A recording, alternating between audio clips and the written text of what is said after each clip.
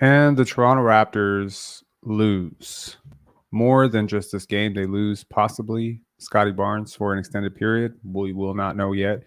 And they possibly lose any hopes that they had at the play-in.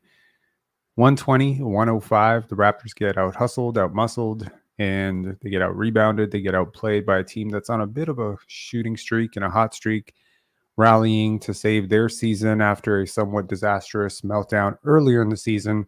The Warriors come into Toronto without Brandon Pajimski. They come in without Andrew Wiggins.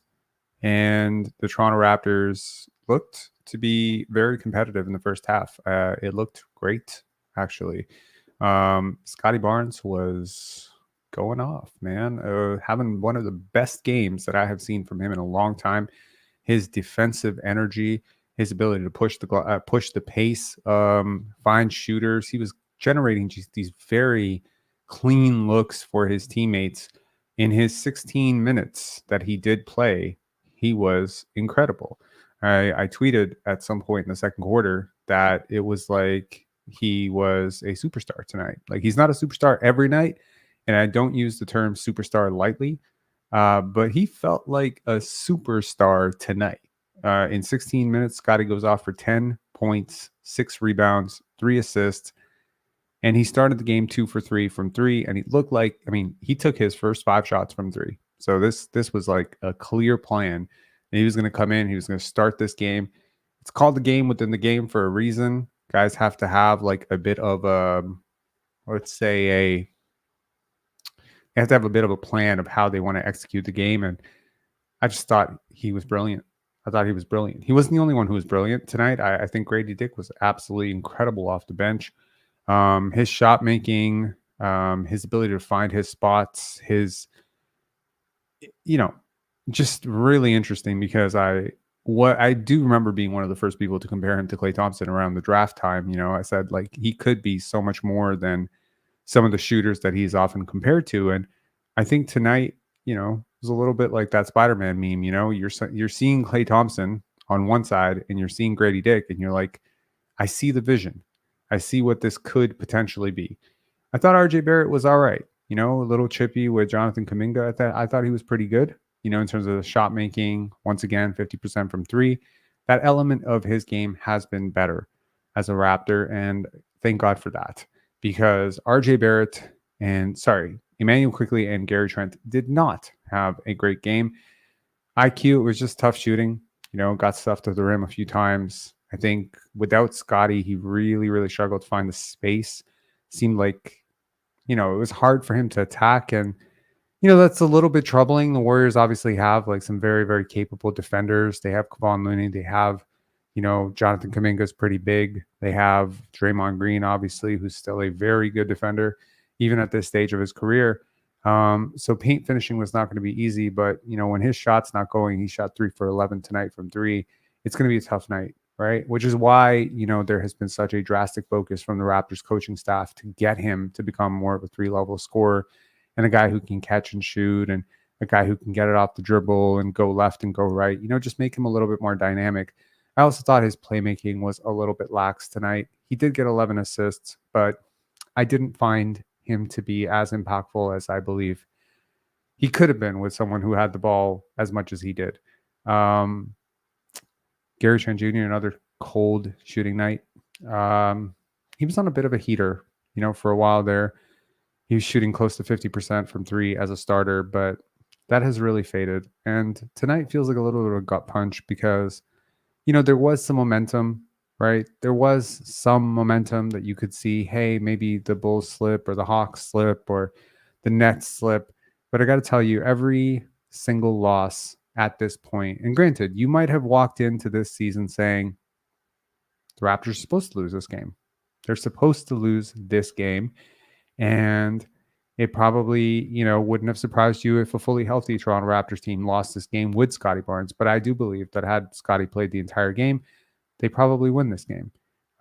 Scottie, of course, tweaks one thing, tweaks another thing, and then, goes up for a block, a very late block on Jonathan Kuminga. He comes down. He does not make it down the court. And then he fouls. and he basically leaves in a very tragic sight, holding his hand on his head. And, we've seen this before with Scotty where, he'll exit, and I think he exited with about 3 minutes left in the second quarter.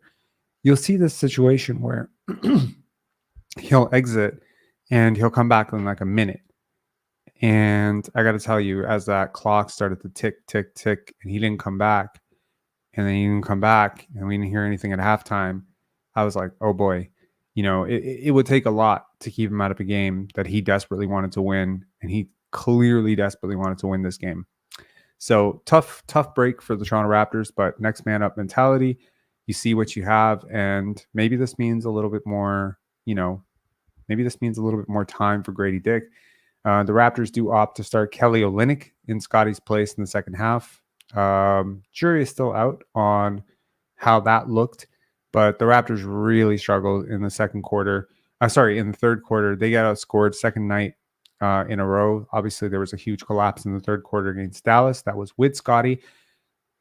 Ironically, that collapse really started when Scotty went to the bench against Dallas. Well, tonight there is no Scotty in the second half, and the collapse started pretty much right at the second half start. And the Raptors really labored to score, and more of it in the fourth quarter. I think there were some positives. Okay, like obviously aforementioned Grady Dick was a positive. I don't think Ochai Agbaji really won his minutes tonight. I thought he was pretty bad.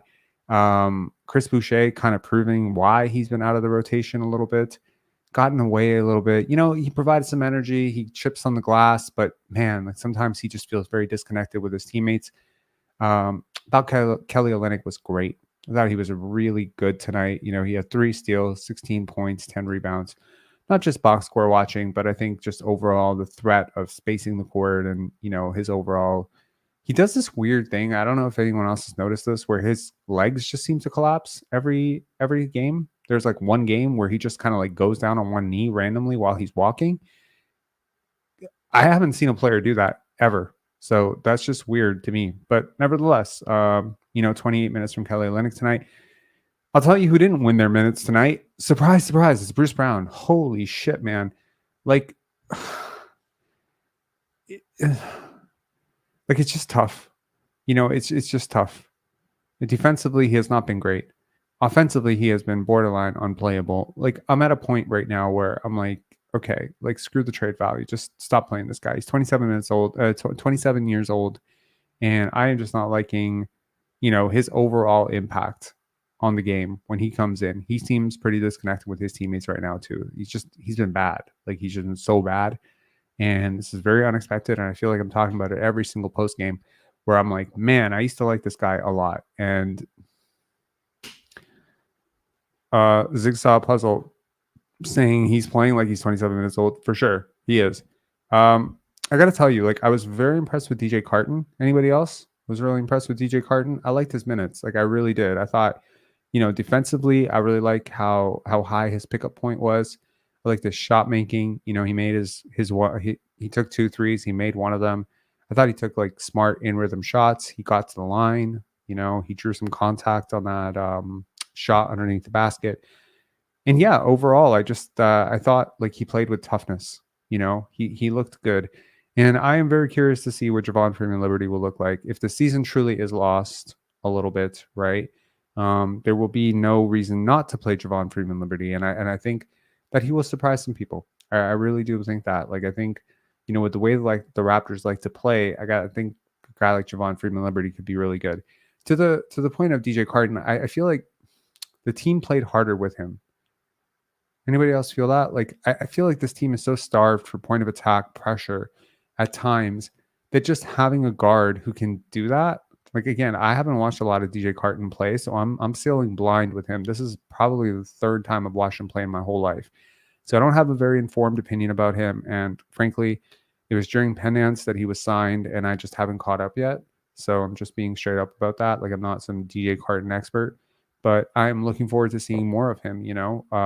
Maybe the Raptors do have found something here, like a tough-minded, point of attack guard, like in the mold of a TJ McConnell or something like that. Like that could be interesting, or a Patrick Beverly. Like these guys are out there.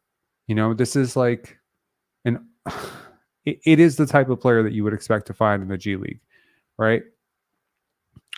Um, in terms of the Warriors tonight, they get a pretty balanced attack. I thought Jonathan Kaminga was pretty impressive, just attacking the brim. He obviously had that enormous, enormous poster dunk on Jakob Poeltl, which I think really was a momentum shifter for this team. Like I think the team was actually winning it that when he dunked on him, but it felt like shortly thereafter, like the momentum started to swing and the Warriors started to feel really good about themselves. Um, the real swing, it was like a 8-0 run ish, and it happened in the middle of the third quarter. Like the Raptors played it competitive till about the 8-7 minute mark, but then from minute 7 till about minute 2, it was like a romp. Like the Raptors just could not shut down the Warriors. The Warriors are splashing threes. The Warriors are crashing the glass. The Warriors just like they started to feel good about themselves, and it's obviously like it's a veteran team. They got Steph, Clay, Draymond. They got obviously Chris Paul off the bench. He played a lot. And I just think that that's a team that sensed the moment and they felt the momentum shifting.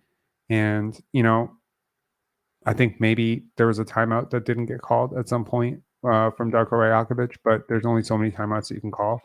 When you're this undermanned, I think you get a little bit of a renewed perspective tonight about what kind of role Scottie has defensively and offensively in terms of creating shots for this team. It's really shocking to see how many open looks he creates just off of dribble drives and penetration and post ups and transition. Like he is just an offense generation machine. And that's why I say, like, regardless of the dip in efficiency, and he's been closer to like 52, 53% true shooting since the Pascal trade, regardless of the dip in efficiency, you cannot deny the fact that a player who is taking on the load and creation responsibilities that he is taking on and not completely cratering in terms of impact, this is a very positive sign. There are very few 22-year-olds in this entire league. I could probably name 6 or 7, maybe 5, 7-ish, who are capable of taking on this amount of load and being this good.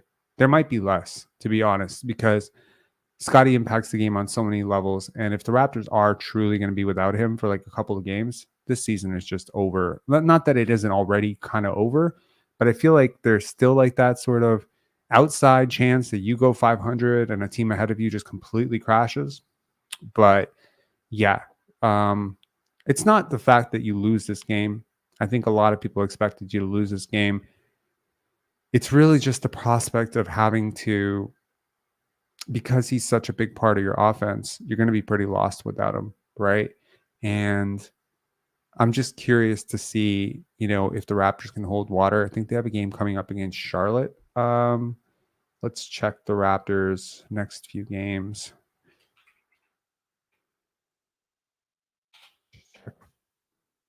Yeah, so Sunday, March 3rd, they play against the Hornets. Then Tuesday, they got the Pelicans.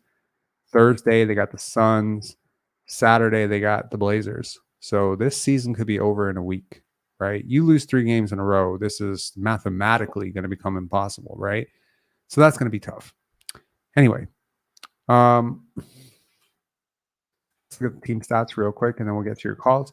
This is a call-in show. Feel free to call in. We already have Hetrigon waiting, and yeah, if anyone else wants to call in and talk about this, absolutely. Team stats. Yeah, the Warriors, like it was a clean sweep, right? They shoot better from the field. They take more field goals. They shoot better from the field, take more field goals. They shoot better from 3. They shoot more free throws. They shoot better from the line. They out rebound them. They don't out assist them, but I don't think that matters very much. They win the stocks department. The Raptors do win the turnover battle, which is like kudos, but yeah, I don't know.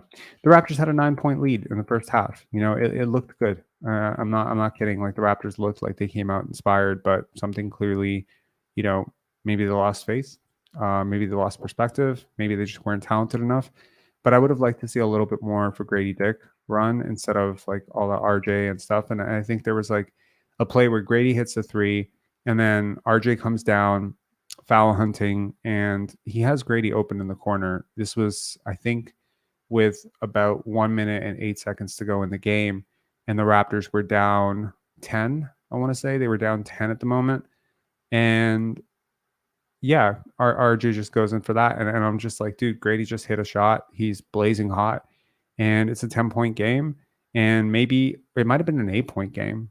8-point game or 10-point game. I mean, it wasn't realistic that you would come back, but a 3 in that situation from a guy who's lights out right now and really hot is much better than you trying to force a contested 2 at the rim.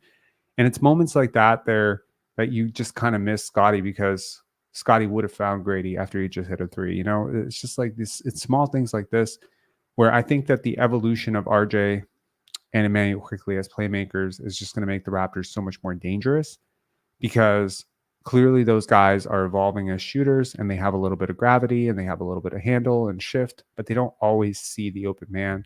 They don't always generate advantages.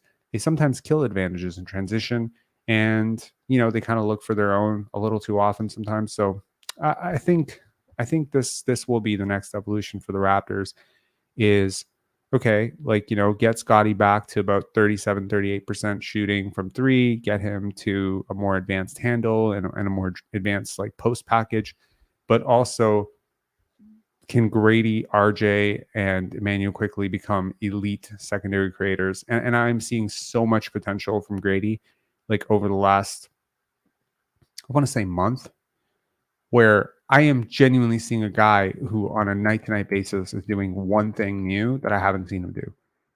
It might be just how he's gathering. It might be how he's running off of screens. It might be how he's defending, right? And it's just the growth is just so quick right now with him. And you just wonder, with growth, how far can this go? How long can it be sustained?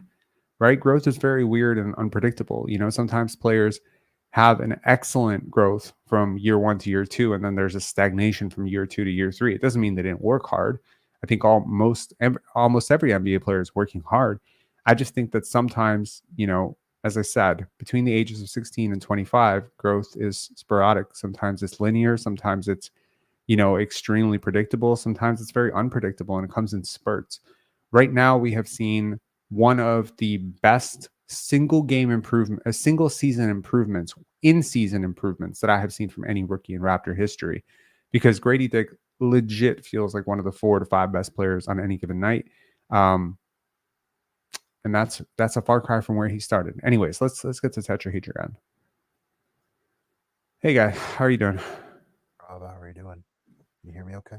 Yeah, I can hear you okay. Okay. First of all, congratulations on Penn Dance.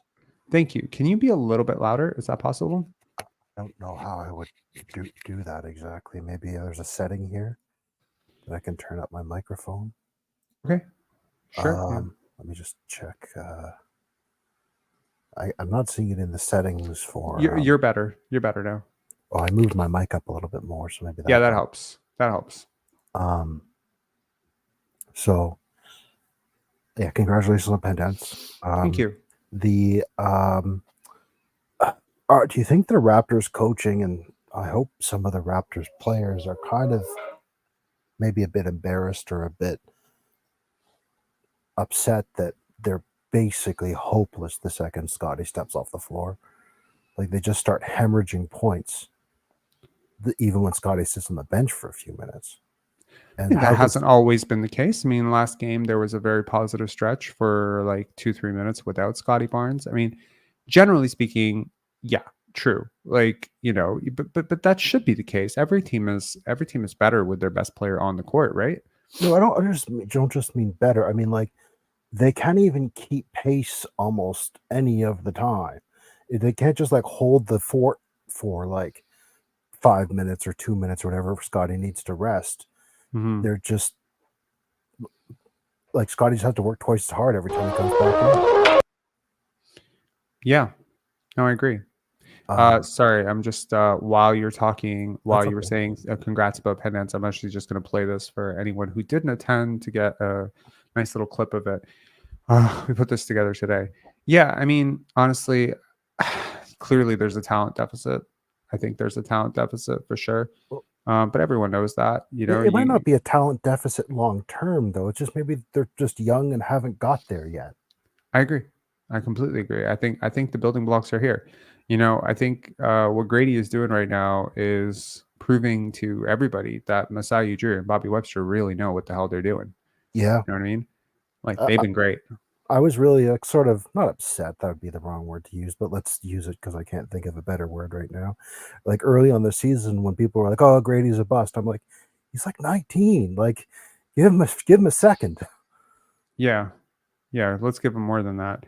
But you No, know what I I I, mean. I think I think it's great that Darko Rajakovic didn't lose faith in him at all. Hmm. It was constant support and real. Like he was realistic too. He didn't dodge it. Like he didn't say, "Oh, he's not struggling." Like he accepted reality. He said the game's a little fast for him, but we have a plan for him and he'll be fine.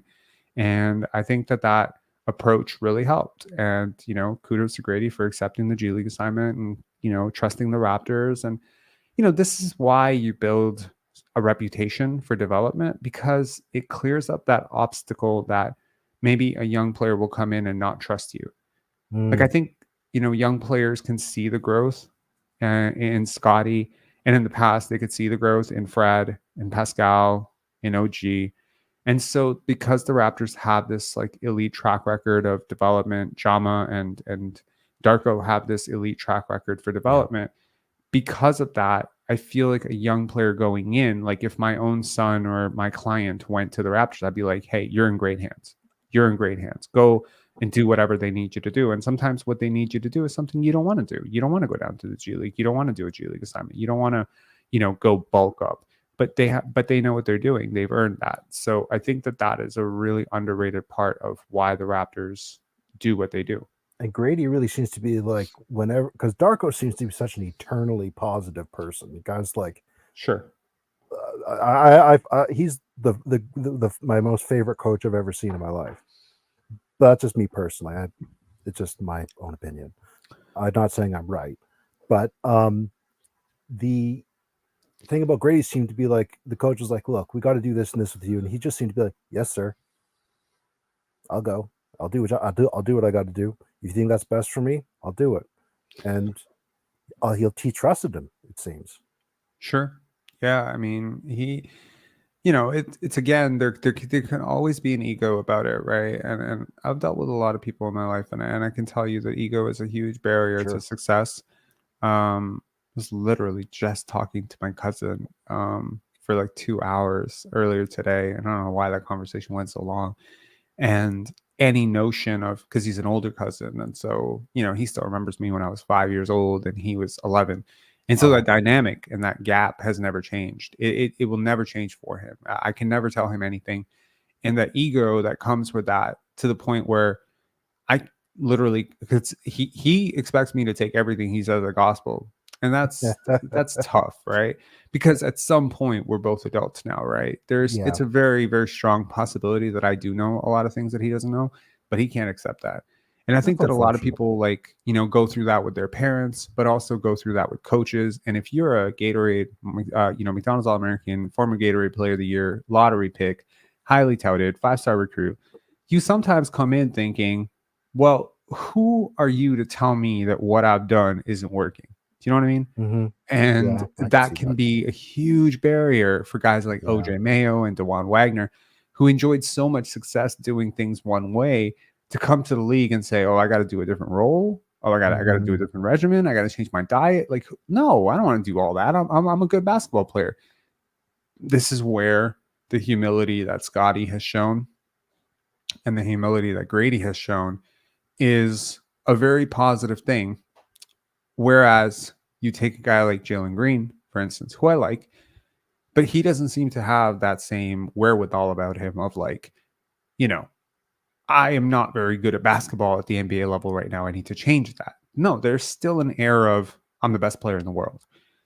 And this Yeah. is the hurdle, the tough hurdle that young players often, have a difficult time crossing. And it's a good thing that the Raptors will almost exclusively draft guys who do not have this problem. So it's a pretty Yeah. good thing.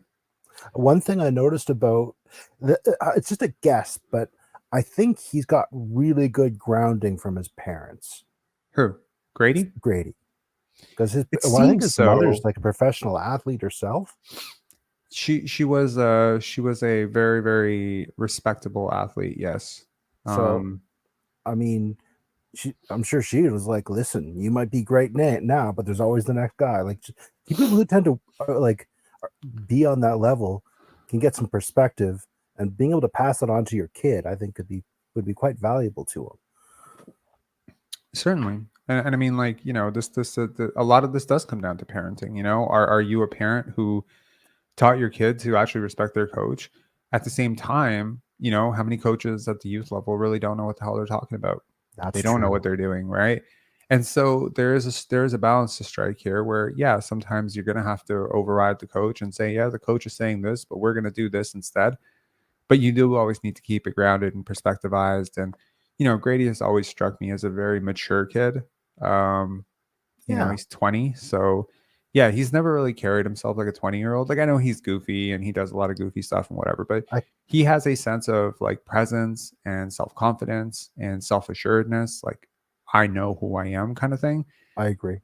Like, that is very rare in a 20-year-old. Most 20-year-olds are really struggling to figure out who they are. He knows who he is, and that's very cool.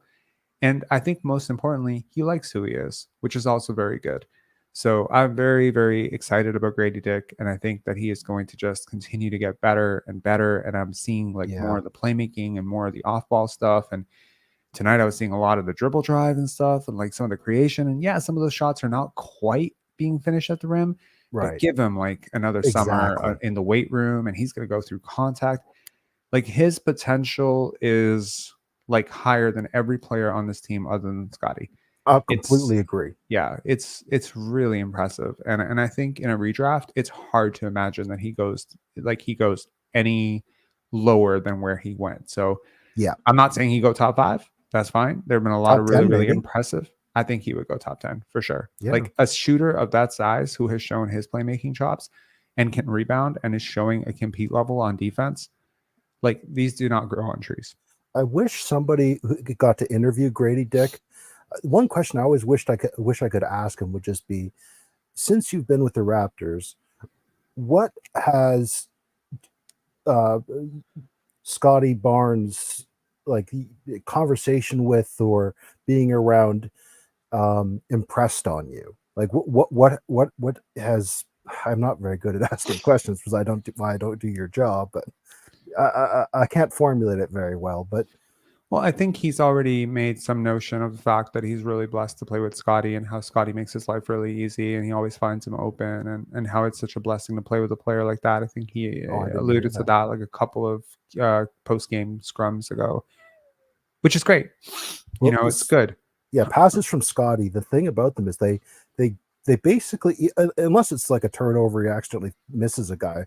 They're basically going exactly where they should be going. Because remember Fred from years back, he'd kind of just randomly throw the ball at a guy, and they have to like put his arm way out to grab it, then reset, then shoot. Where Scotty tends to put it in the pocket and they go up. Agreed. Completely.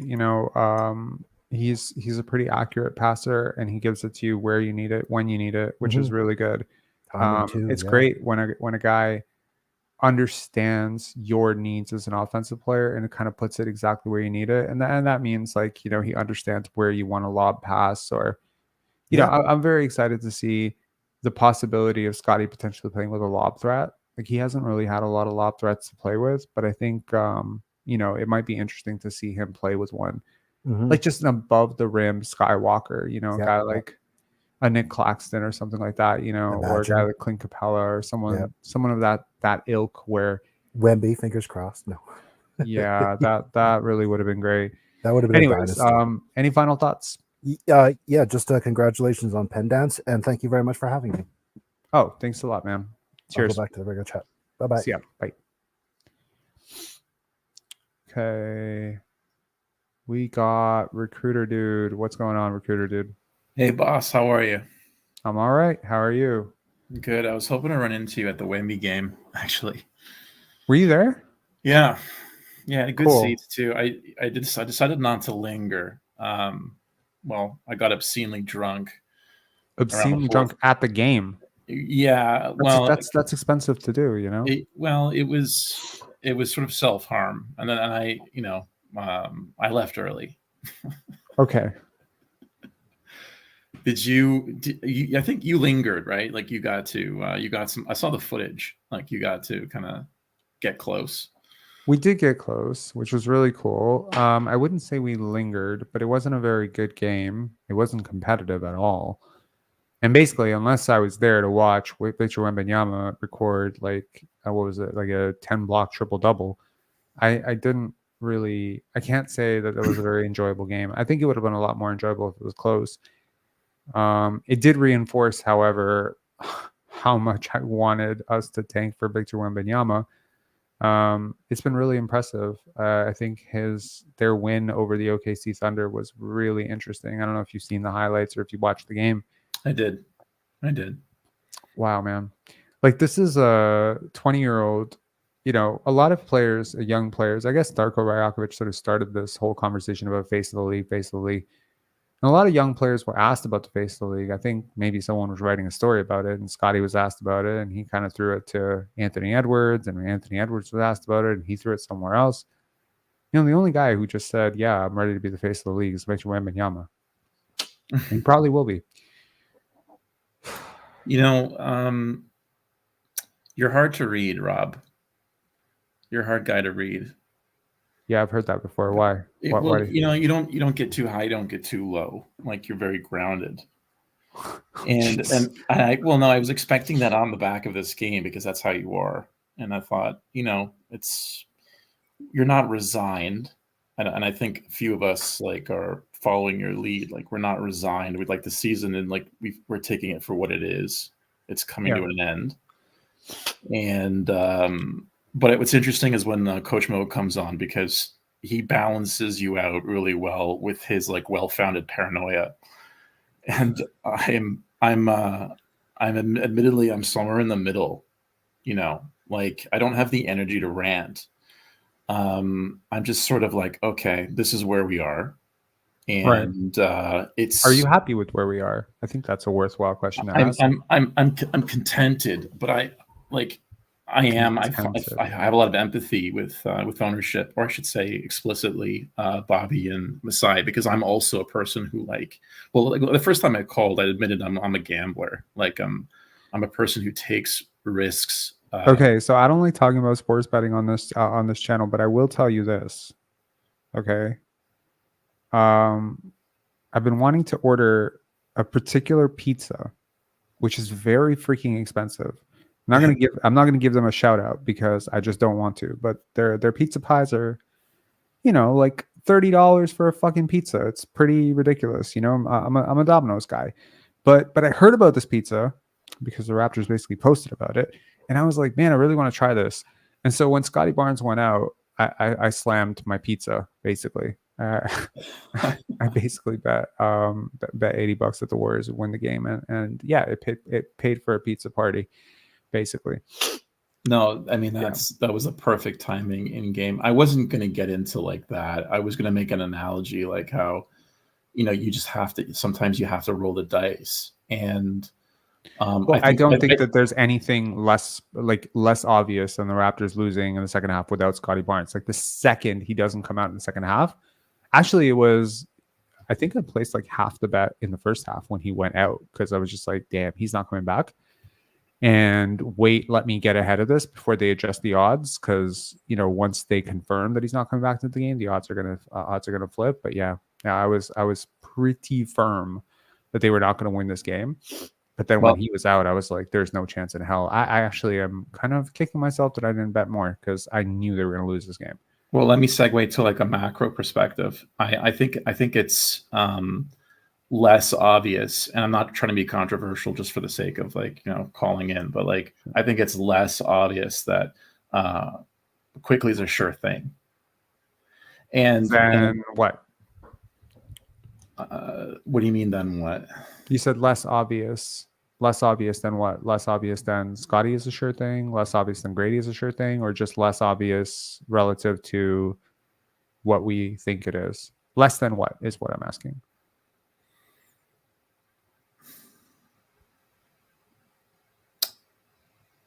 That makes sense, right? Linguistically, I'm not crazy like that.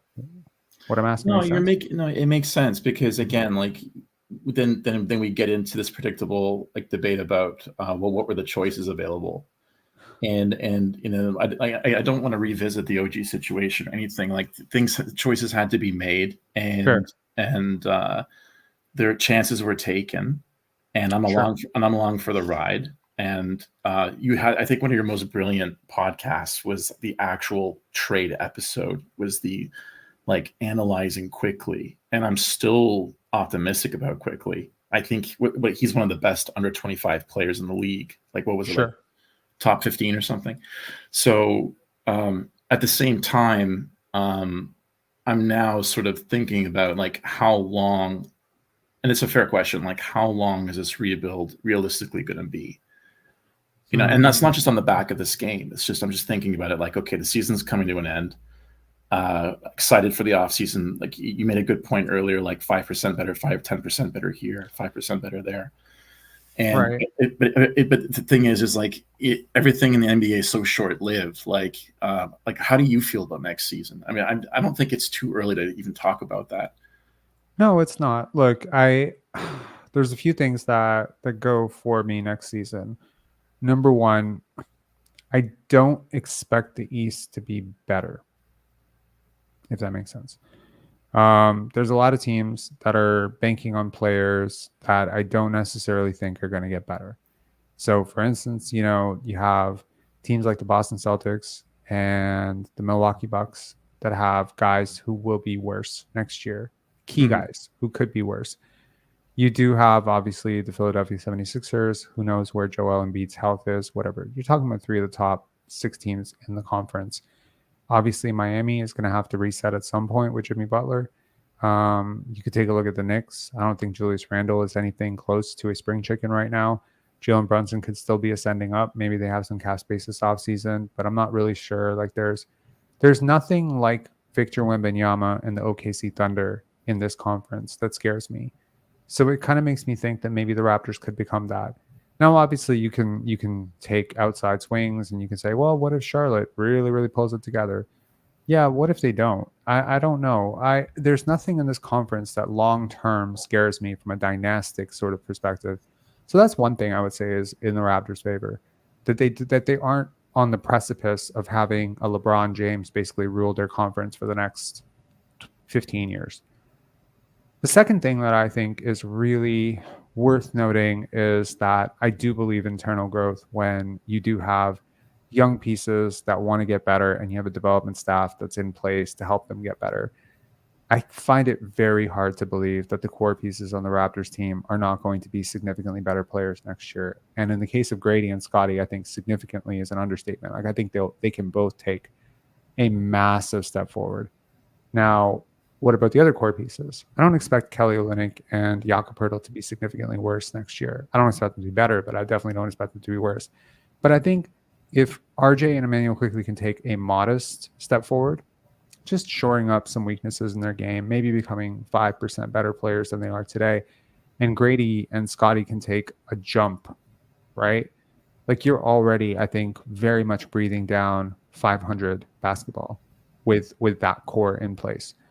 Then I'll talk about the assets that can be moved, converted, traded, whatever. You have Bruce Brown's contract, you have Chris Boucher and Jalen McDaniels expiring. You have a ton of teams in this league that have not correctly mapped for the CBA and the shift. And if that number comes in even a little bit lower and some teams become a little bit like scared of the apron or whatever, you could see some panic selling and you could see the Raptors be in an optimal position to take on some long-term salary attached to a player that fits their needs.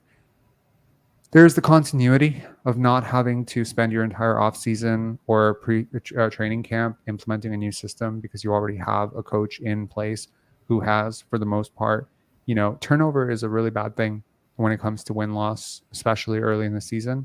The continuity will help. The fact that the Raptors made a slew of moves that came to fruition this year, as opposed to waiting until the offseason, means that these players are basically having their training camp right now, and they'll continue to play together through the summer. I'm sure they'll become a tight knit group. They'll go to Rico Hines. They'll do all that stuff, and then they'll come in next season and there will be no doubt about who's the man. There'll be no doubt about what the expectations are. Scottie can have an entire offseason training to be the guy. He didn't train to be the guy this offseason. He trained to be a guy who plays off the guy, right? He was doing a lot of catch and shoot stuff with Brian and stuff.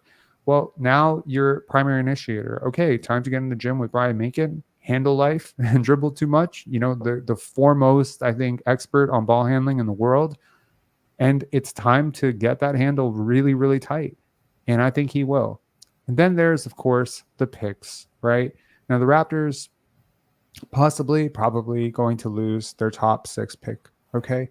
But I don't really think the top 6 pick is the gravy of this draft. I think the gravy of this draft is maybe the 15th pick or the 16th pick. Because while people are quick to call this draft weak, I think it is weak at the top. I don't think it's weak in the middle at all. I actually think it's really strong in the middle. And that's where the Raptors have loaded up. They've loaded up with 2 picks, which will fall between 15 and 32. And I think both of those picks can yield, at the very least, prospects who are equivalent to, if not better than, someone like Christian Brown or, you know, someone of that ilk. Like, okay, you hit the nail. You hit the nail on the head here, because I was going to, like, I guess we'll just skip the. You're not holding your breath for free agency. I don't think anyone is. The talent accumulation, like, and Mo, I know Coach Mo talked about this many times, is like they have to nail the draft. Sure.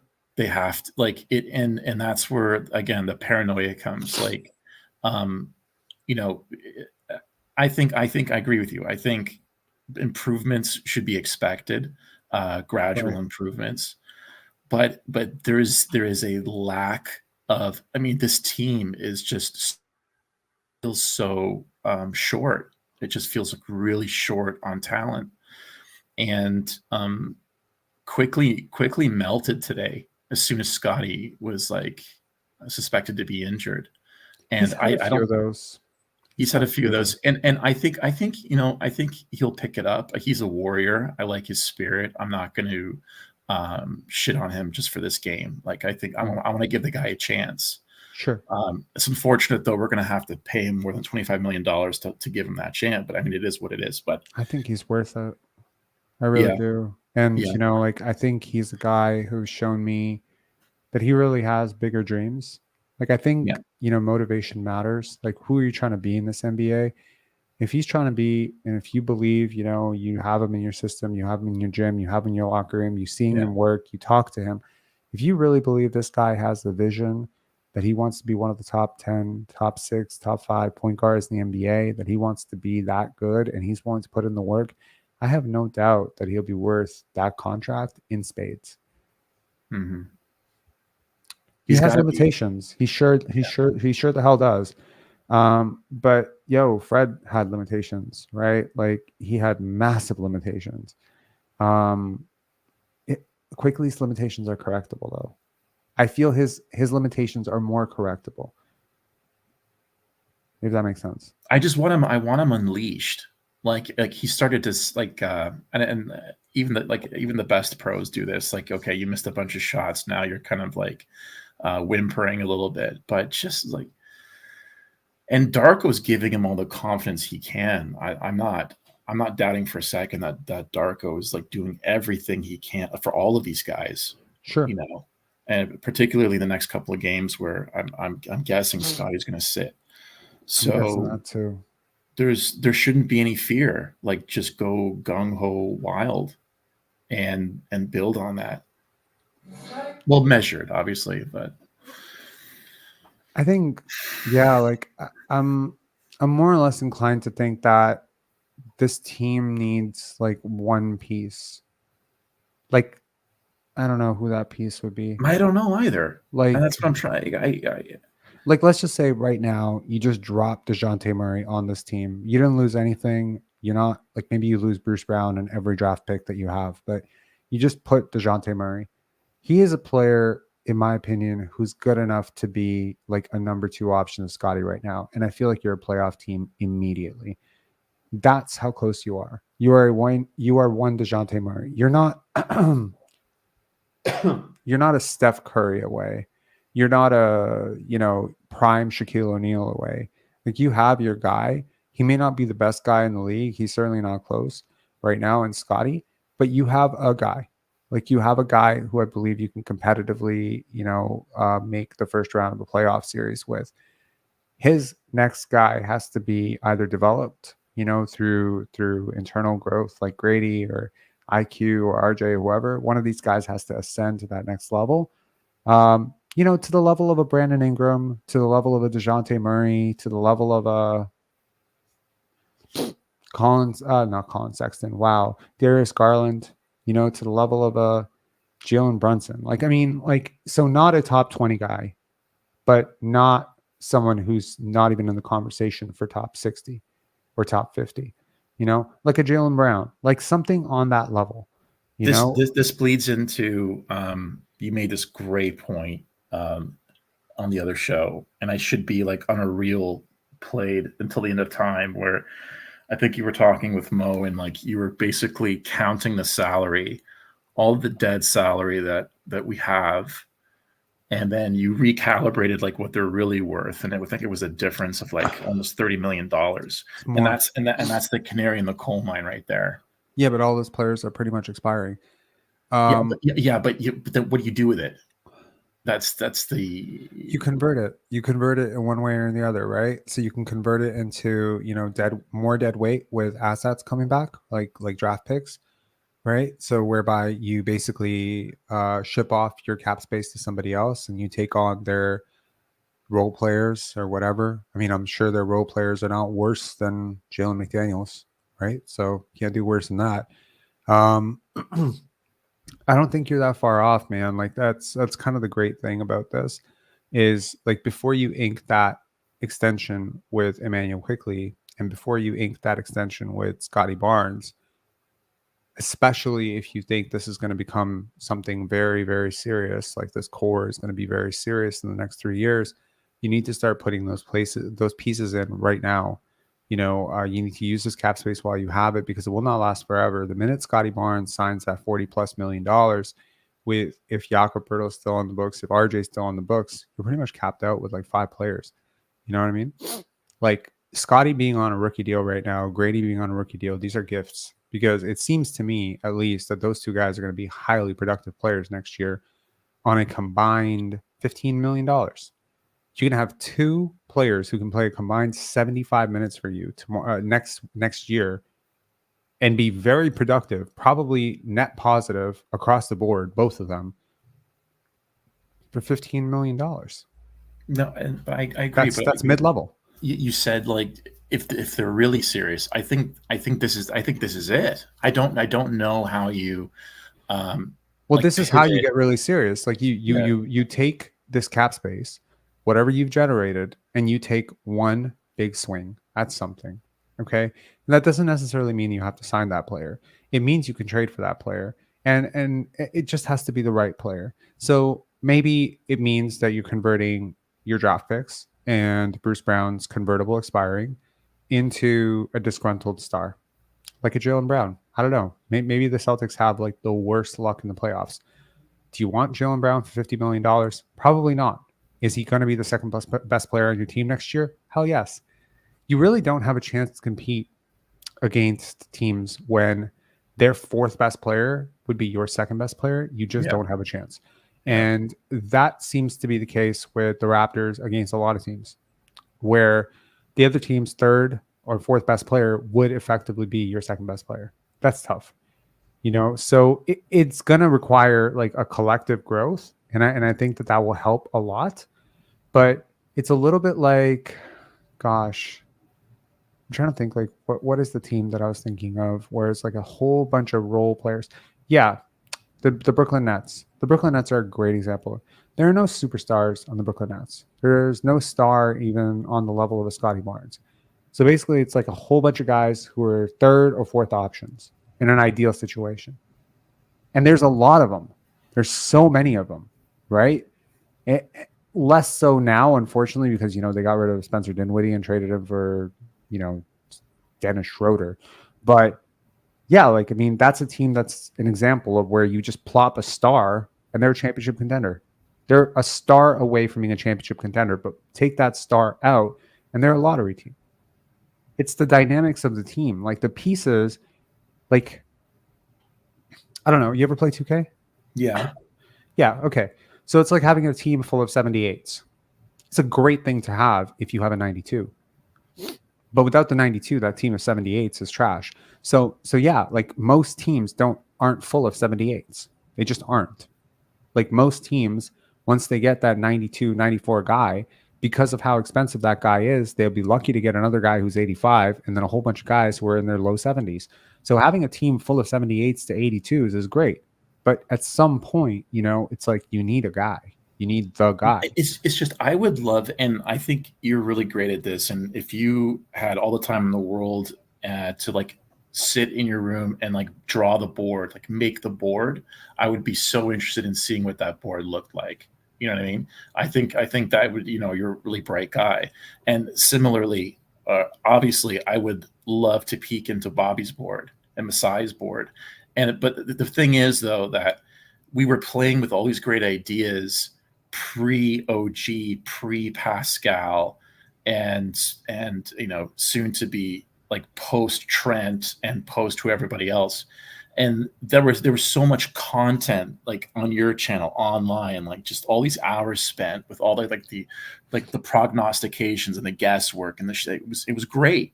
But now that's over, and I have no idea what that board looks like. How do you get that guy? Like I'm just completely bewildered because I feel like we've shot so many of our bullets already, you know. And yeah, no, you made the point. Yes, we could absorb some salary, but it's like that home run seems to be very elusive to me. I don't know. Again, I don't want to bring down anything, you know, whatever. Are you sitting down? Yeah. Look at your screen. Yeah, well, there you go. It's gonna be out the entire season. This is a season-ending injury. Yeah. Shit. Damn, bro. And what did you say on your last live? You said, imagine if he gets injured, like that's not good because that time, even if you wanted him, you were commenting to somebody like even if you want him to play more minutes, I was saying injuries suck because ultimately, you know, they delay and stagnate development. Well, there you go. On the upside, if he's okay, hold on, it's his left hand, right? Okay, so I think this is a great time for Scottie Barnes to practice shooting with his right hand. And I'm not even kidding. Like, I think this is going to be a great time for him to work on his handle, to work on his conditioning, to work on everything. Yeah. Okay. I will say this. I'll put the caveat. A lower third injury is 100 times worse than any hand injury you're going to suffer. I promise that. Because if you're off your legs, you're fucked for basketball. But as long as you have your legs and your feet, this could be a solid development. 3 weeks for Scottie, 4 weeks for the remainder of the season. This also could be a great time for the Raptors to look at Grady Dick, RJ Barrett, Emmanuel Quickly. It's gonna suck, obviously. I can tell you right now, if these lives weren't halfway dead already, I'm expecting at some point we're gonna have 12 people at one of these lives, because obviously, like a lot of people, their entire means for watching this team right now is to see Scottie develop, and with him out, like whatever depressing ass product was on the basketball court just got like 100% more depressing. I get that. Damn. But here you go. Look, I think it could be, look, he's tired. He's been hella tired. This is a season that, you know, and I mean, he's Wolverine, right? Like, so don't be surprised if he doesn't come back in 10 games, 8 games, whatever, faster than anybody else thought he would. You know, knowing him, he will definitely try to come back, right? But at the same time, like, you know, things happen for a reason. I don't know if you believe in God. I do. I think God is good sometimes, and you know, he got to go to the All-Star game. He got to develop, and right now his legs have been kind of running on dead. You're playing for nothing right now, you know. You're playing for a hope and a prayer on like probably 1.5% that the other teams ahead of you drop. And after this loss, that might be less than 1%. So, okay, like let's use this time to actually develop in the lab instead of in games. Get some technique. I'm just terrified because like I was sort of modestly looking forward to. Obviously, I didn't want him to be hurt, but when he sat out that very minute later, I'm like, oh, let's see RJ's creative chops and quickly and see if they can. And nothing came of it. I'm like, how is this team going to score at all? I guess it's going to be like Kelly in the post, like manufacturing. Hey, like, I mean, you're gonna learn a lot about the players that you have on this team, and maybe, just maybe, this is an opportunity for Grady Dick to really, really be featured. Okay, like if I was Darko, I would be running like 15 to 20 plays a game for that guy, just coming off of screens, coming off of staggers, and just getting him to get more comfortable with being like a 20-point per game scorer. Because I think he could be like an 18 to 20-point per game scorer next year. Like he is jumping up levels every week. Next year definitely, but playing next to Scottie, like one of like the most premier playmakers in the okay. So how like Scottie is always like anchoring the second unit. Yeah. Next year, I would love to see somebody else do that.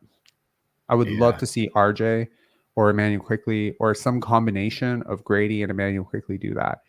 Like I would love that because that is how most teams work. Most teams do not play their best player with the bench. That's just usually not how it works. So Scottie may have been doing that for a development case, but I would like to see Grady get comfortable taking 18, 17 shots a game. I would like to see Emmanuel Quickley. Let's see what he can develop, right? He has limitations. Let's see. And I'm trying to think like who else is really, really interesting to me in terms of development. Maybe Ochai Abaji, maybe that's it's slim pickings. We're not quite OKC Thunder right now. At this point, I would start Dick over Trent, but I mean, they're not. I think everyone would at this point. And especially if your season's going down the drain, you might as well give him reps against like. But he needs another contract, and there's going to be tension that, like, again, like with these expirings, they're. I guess what's true for Clay, right? Clay's coming off the bench in a contract year. If he can do it, Gary Trent can do it too. Gary was already doing it to start, right? He hasn't been playing well. He has been playing okay defensively. He's had some really good moments defensively, but I think even like Gary would be crazy to think that he's a bigger part of the future than Grady Dick. Like I think everybody understands when Darko is saying Grady is the future, that he is going to be the future over Gary, right? Because he's obviously not going to be starting over RJ and Emmanuel Quickley and Scottie Barnes. And you're not starting any of those guys at center. So if he's the future and Scottie's the future and RJ and IQ are the future, then Gary is not the future. It's just addition, it's simple arithmetic. Yeah. Anyways, any final thoughts, man? No, that's it. I've taken enough of your time. Congrats with Penn Dance. Thanks. And even though yes, numbers will dwindle, but I'll still be watching. So all the best, brother. Talk to you later. Appreciate it, man. Cheers. Cheers. Is the post game up yet? I'm feeling like it should be up, but it's not up. Hold on, let me just double check here. Okay, let's bring on Christian. What's up, Christian? Hello? Christian, your mic is off.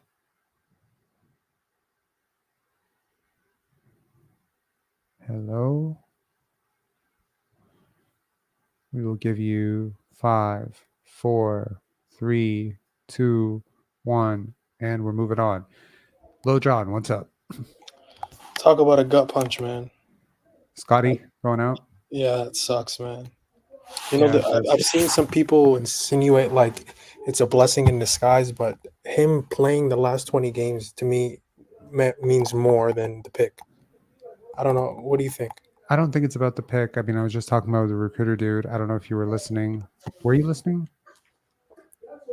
Sorry, what are you saying? Were you listening to the last conversation? What were you saying? No, that's what I'm asking. Were you listening to the last conversation? Yeah, I was. Yeah, so my thoughts are already clear on this. Like I'm fine with it. Like it's a good chance for him to work on his right hand. It's not a lower body injury. It's not a repeating injury. It's not an ankle injury, which is good. He's still gonna be able to work on footwork. He's gonna be able to work in the post. He's gonna be able to work on hopefully some handle stuff, like with his right hand. Hell, like Kobe can play games with one hand taped up. He can definitely like work on his ball handling with his one hand taped up, right? So he will be fine. He is a worker. This is a good break for him. Obviously nobody wants to see anyone get hurt. Obviously he's my favorite player. I obviously didn't want to see him get hurt, but now that he has been hurt, time to maximize the most of this, and the most of this can be maximized by doing some development work with him on his handle with his right hand, some post footwork stuff, which I think sometimes his footwork gets a little bit jumbled up, and this would be a good opportunity for him to isolate it. And yeah, good time to feature Grady and RJ and IQ and maybe some younger players and see what you have in those guys. Yeah, it's gonna be interesting. Like, for all the people that say RJ is the best player on the team, we'll see how he looks now. I mean, honestly, like are these people dumb? Like he might not be the second best player on this team. He isn't the second best player on this team. Like, this is just insanity. I know it's insanity. But man, one positive is watching Malachi all those years, he always looked like he didn't belong, and DJ Carton kind of looked like he belonged, right? Kind of came in, banged a three, got fouled. He was really, really good. Yeah, looks like he belonged, right? Yeah, I mean, I like role players who come in and just like they're change the momentum of the game. He felt like, as I said, with his ball pressure early in the game, like he felt like he changed the complexion of the game a little bit when he came on, right? Yeah. So he's good. He's really good. So yeah, I guess there's really nothing more to say. As I got the news while I was listening. Yeah, it just sucks. I guess now how are they gonna get worse than Memphis though? Yeah, that's tough because Memphis lost tonight. Memphis lost tonight, so they're gonna be going hard, both of them, for that sixth spot, because it's basically just them, right? Correct. That's not true though. There's another. Actually, Brooklyn's coming on strong. That's exactly it. But Brooklyn has traded their pick, haven't they? Sorry? Brooklyn traded their pick, haven't they? Actually, yeah, they don't even have a pick. What am I saying? They have nothing. They have Dennis Schroeder. Yeah, they have Dennis. Okay, let's check. Hey, by the way, Bruce is getting worse than Dennis. Like Dennis was just on the wrong team, and I actually kind of felt bad for him because they promised him something that they shouldn't have. But Bruce, just straight up, he's just a play finisher, and he's being used as a play creator, and he's not a play creator. At least Dennis was in the wrong team. That's all. Right. He was on the wrong team. Bruce, like, he's looking off Scottie. Like, he should never ever do that. Ever. Right. Well, if you want a gut punch, I don't know if you want like another gut punch. We no longer have the 31st pick.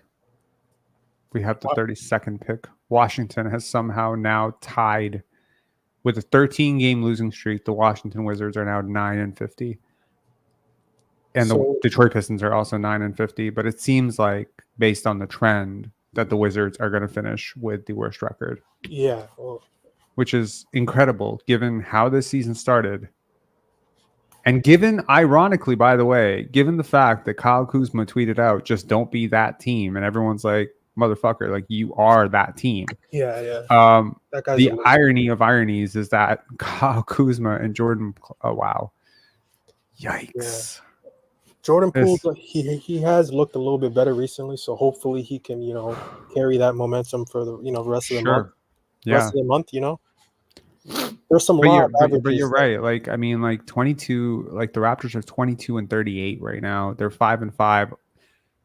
Ironically, among the bottom 8, 9, 10 teams, the Raptors and the Charlotte Hornets are the two teams that are 500 over the last 10 games. Everyone else is worse, right? So in a weird way, the Raptors over the last 10 games did make up some momentum here, but because like, and again, I said it at the draft, like at the trade deadline. It is going to be very difficult to out tank Memphis, man. I know it is, man. Like their best player right now or game to game could be GG Jackson. Like that's just insane. Yeah, like How do you do that? How do you beat the 19? How do you get worse than a 19-year-old? You can't. Yeah, It's uncatchable at this point. Like, it's I insane. think the Raptors could lose every single game and And still still. maybe not catch. They might tie the Memphis Grizzlies. I estimate that the Memphis Grizzlies will win 2 more games the rest of the season. And the Raptors aren't gonna go winless. They're definitely picking up at least 2-3 games, at least. Yeah, they might pick up more. They're Teams might rest. they're playing the Pistons, the Wizards. Yep. Yeah. All those games are going to be wins. Yeah. The Raptors are going to finish this season. My estimate is with 27 to 29 wins, and that is probably going to put them at 9th or 8th. Oh my God! And that's just so it is absolutely the worst case scenario.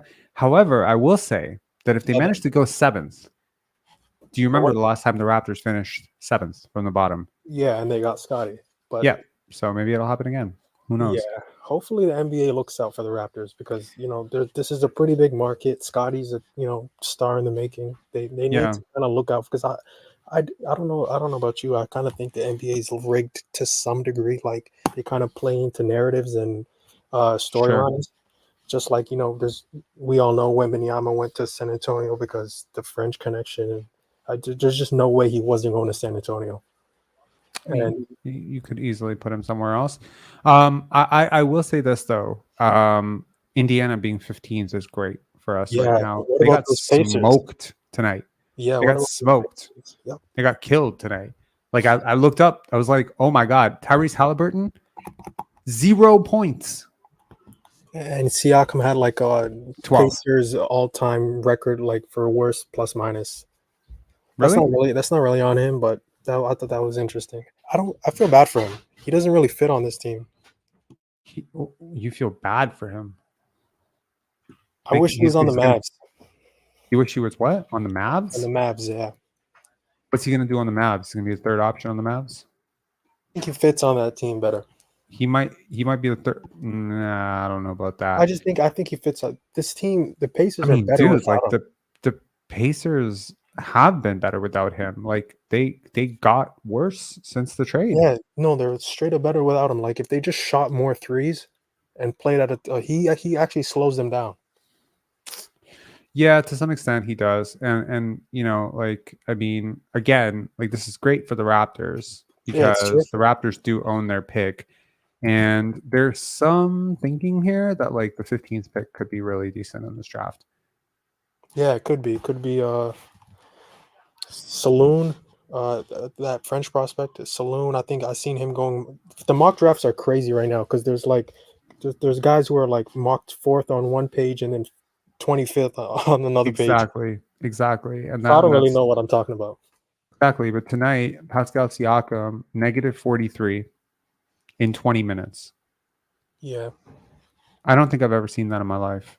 Yeah. I really don't think I've ever seen that. Tyrese Halliburton, 22 minutes, 0 points in 22 minutes, 0 for 7, 0 for 6 from 3. How did they get 10 points from Andrew Nembhard? He also had 0 the last time I checked, so I guess he scored 10 points late.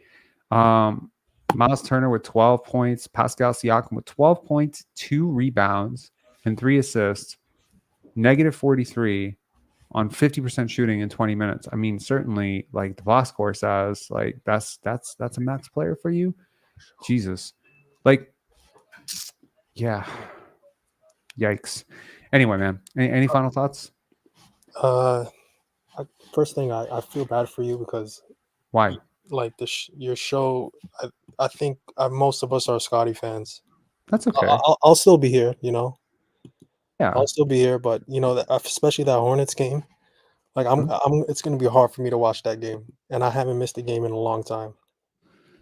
Yeah, Hornets game, like the Pelicans game after, like I've said before, I'm a Pelicans fan, so I'm gonna tune into that one anyways. But damn, that Hornets game is gonna be rough. There's nothing. I think I remember around the 35 game mark, I pretty much inadvertently told this community that the season was over, and it was just based on kind of like where things were trending and how things were going. And someone messaged me and they said, "Do you realize that you kind of just told us to tune out of the season and come back next year?" So now it's just really at this point, it's not really about this season. It is more or less about the process of next season, the process of this off season. And, you know, again, like losing teams are hard to watch. They're really hard to watch. And typically most of us, diehards need like a young player that we're watching for, or some sort of, hope, or like what is an outcome? Like why am I watching this? Like what is the positive outcome here? And I think the positive outcome is seeing the game by game development of Grady and IQ and RJ, seeing these incremental gains and boosts that these guys are enjoying. Hopefully seeing maybe more of a run for Ochai Agbaji now that Scottie's out, and maybe he can flash something. He's had 2 good games. He's had maybe 5 not so good games. So interesting all around. There's a lot of young players on this team. I don't think the Raptors are really lacking in like that. The Raptors are really lacking in 2 departments. Number one, I think they've got, okay, so like if you think of a roster as like from best player to worst player, I think they've got positions 4, 5, 6, 7, 8, 9 down pat. Right? Yeah, I agree. I don't think 2 and 3 are good enough. I don't think 1, 2, and 3 are good enough. And I don't think that 11, 12, 13, 14, 15 are good enough. So that's really the challenge here, is like, who do you have to give out to fix those 2 areas of your roster? Because if you tell somebody Kelly Olynyk is the 6th best player on your team, you're like, that's fine. That's fine. Jakob Poeltl's the 5th best player on your team. Sure, no problem. No problem. Sounds like you have a good team. Yeah, it is a perfectly reasonable team. These pieces are perfectly in their place. The issue is Scottie Barnes is your best player. Okay, you're probably not a championship contender right now with where he's at, right? Unless, of course, the 2nd and 3rd best players are almost as good as him. In which case, you're kind of like, I don't know, like the young OKC Thunder, you know what I mean? Or something like that. Like where, the Golden State, like, I mean, you have to have so much talent around him right now for it to work given his deficiencies. But if you start talking about Emmanuel Quickley and RJ Barrett being your 2nd and 3rd best players, like you really are in trouble. Yeah. So this is the problem. Like, whereas those guys fit in more as 3-4 or 4-5, right now they're being asked to be 2-3. Whereas Scottie right now would ideally be like a second option to a really, really good star like a Donovan Mitchell, or a Luka Doncic or something like that. He's being asked to be at 1-up too. So this season is really about seeing. Now I guess you're going to see RJ at least that was IQ watchable, go though. up 1. Well, yeah, but I mean, like you're going to see RJ and IQ now step up 1 more level. But I don't think that's as watchable as Scottie going up a level. If you know what I mean. Like I don't really want to see that. Maybe it's because I'm still gonna watch. I want to see it. I want to see it. I want to see. I'm not excited about it. I was excited about the prospects of Scottie doing anything. I gotta be honest. Like the last 2 games that I've been watching, I don't know if it's because of sleep deficit, because of pen dance.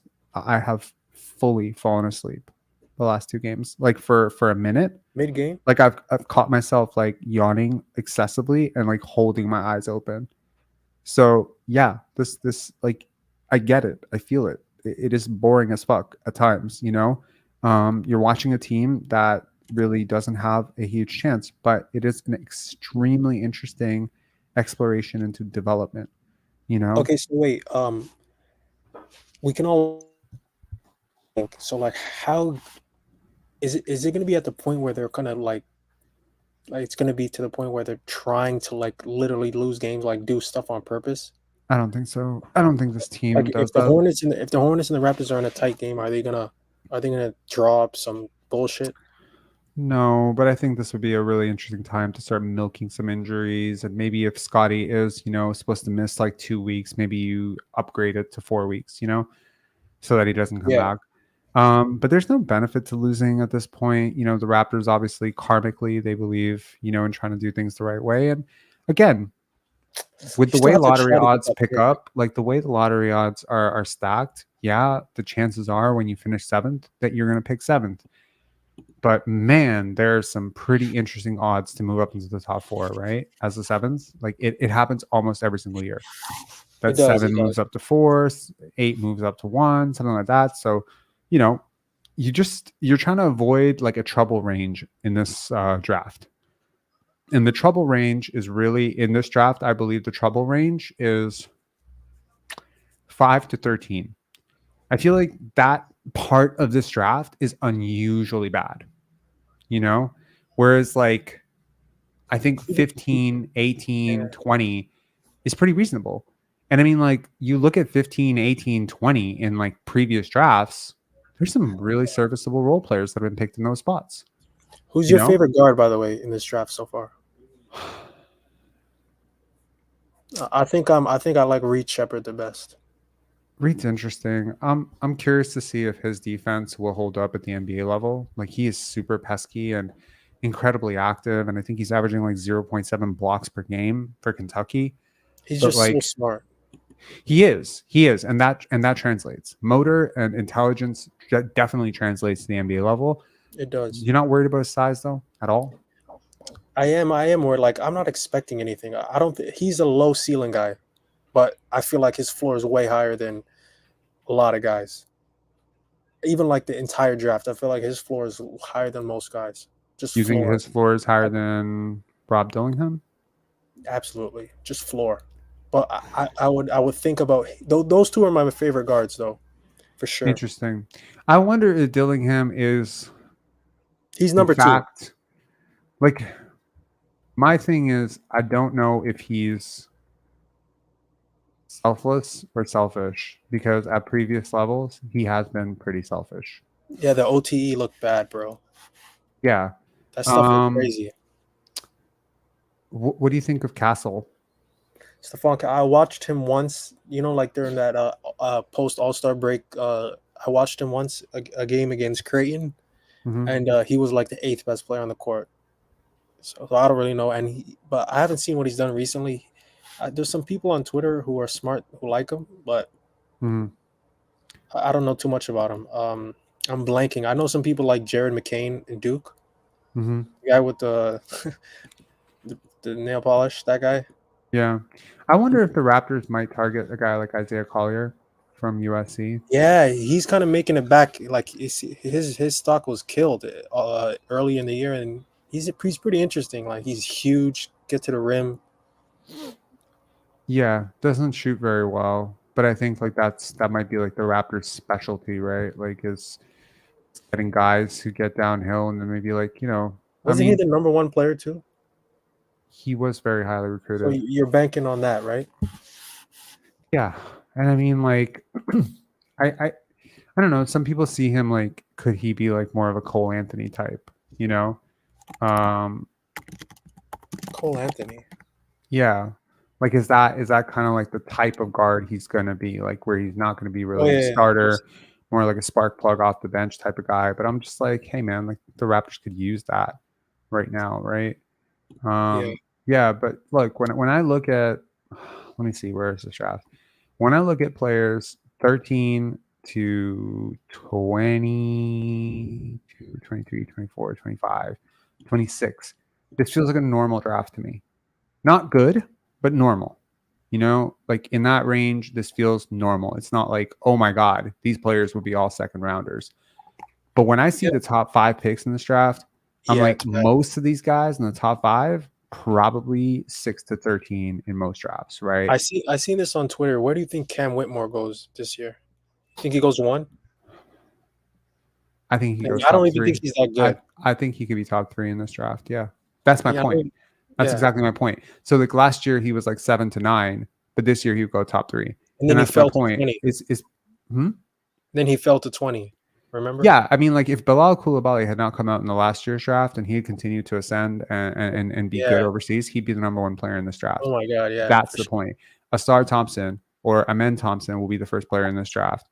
Who else? I think Anthony Black could have a really good case to be the first player in this draft. Definitely Brandon Miller would be the first player in this draft. Victor Wembanyama obviously would be the first player in this draft. Shit, like there's so many guys that I feel could go over some of the guys who are being talked about as the top player in this draft. And I think Bilal Coulibaly definitely one of them. Like he went seventh last year, right? If he had continued to ascend overseas and continue to pack on the, and he would have played with Mets 92 without Victor Wembanyama, so obviously his numbers will go way, way up. So yeah, like with his athletic tools, shit, he'd go top 3, no problem. And he was a reach at number 7 last year. And that's my point, But again, at some point that depth tapers off, right? And I think that depth tapers off right around like 13. So if you do get a top 5 pick, it's not the end of the world. You're gonna pick someone who's probably a lottery talent, right? Which is good. You have not a lot of lottery talents on this team. But if you're picking 8 or 9, you're picking a mid first round pick and paying them lottery money, which I think is a really bad place to be. What do you think about this comp? I just seen on the website is NBA mock draft, NBA draft room. It's Okay. Reed Shepard comp is Mike Bibby, which kind of I get it. It makes sense. Kind of stocky point guards, but Sure. I see it. I liked Mike Bibby a lot. Yeah, I see that. But like you're not really high end guard. Like you're basically you're drafting a guy that you know for sure isn't gonna be elite. That's the only issue with him. Like at least with Rob Dillingham, dude, that's the issue with this whole draft. Is like how many of these guys do you expect to be all-stars? But with Rob, you can at least sell yourself on like maybe he figures out the other stuff. Right. It's possible. Yo, man, like I'm just looking right now at the Raptors Republic feed, and I was just like, because I'm looking for, I just Googled Raptors on YouTube because I was waiting to see if the post game was out yet. I got 30 people watching. That is very low. It's gonna get dark. It's about to get real dark. It's about to get real dark in Raptorland. This is the trenches. Like if you're still watching, you're a real one. Who do you like better, Matas Buzelis or Ron Holland? Say that again. Matas Buzelis. I think he's from Lithuania. Yep. The G League Ignite, and then Ron Holland. I think they're teammates. I haven't watched enough of either of those guys yet to have like a really, really good read. Who do you like better? I like Matas actually.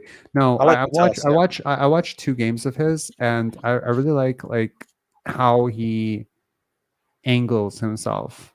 Like, like he has like a interesting feel for the game. It's like pretty shifty. As you're saying it, I'm remembering exactly who he is. Yeah, he's interesting. He hasn't played really well for the G League Ignite so far. Yeah, he hasn't played that well. Really inefficient, and like I mean, not really inefficient, but like you would expect a player of his like level to be doing much better at the G League Ignite level. But honestly, like I wonder if this is curtains for the G League Ignite period, because like it's just they're not doing a good job of developing players. Yeah, they need another team. They can't put all of them on one team. That's kind of insane. Yeah, for sure. I can't believe they never thought about that. Yeah. And I just looked up Ron Holland's G League stats. 24% from 3, dude. Holy shit.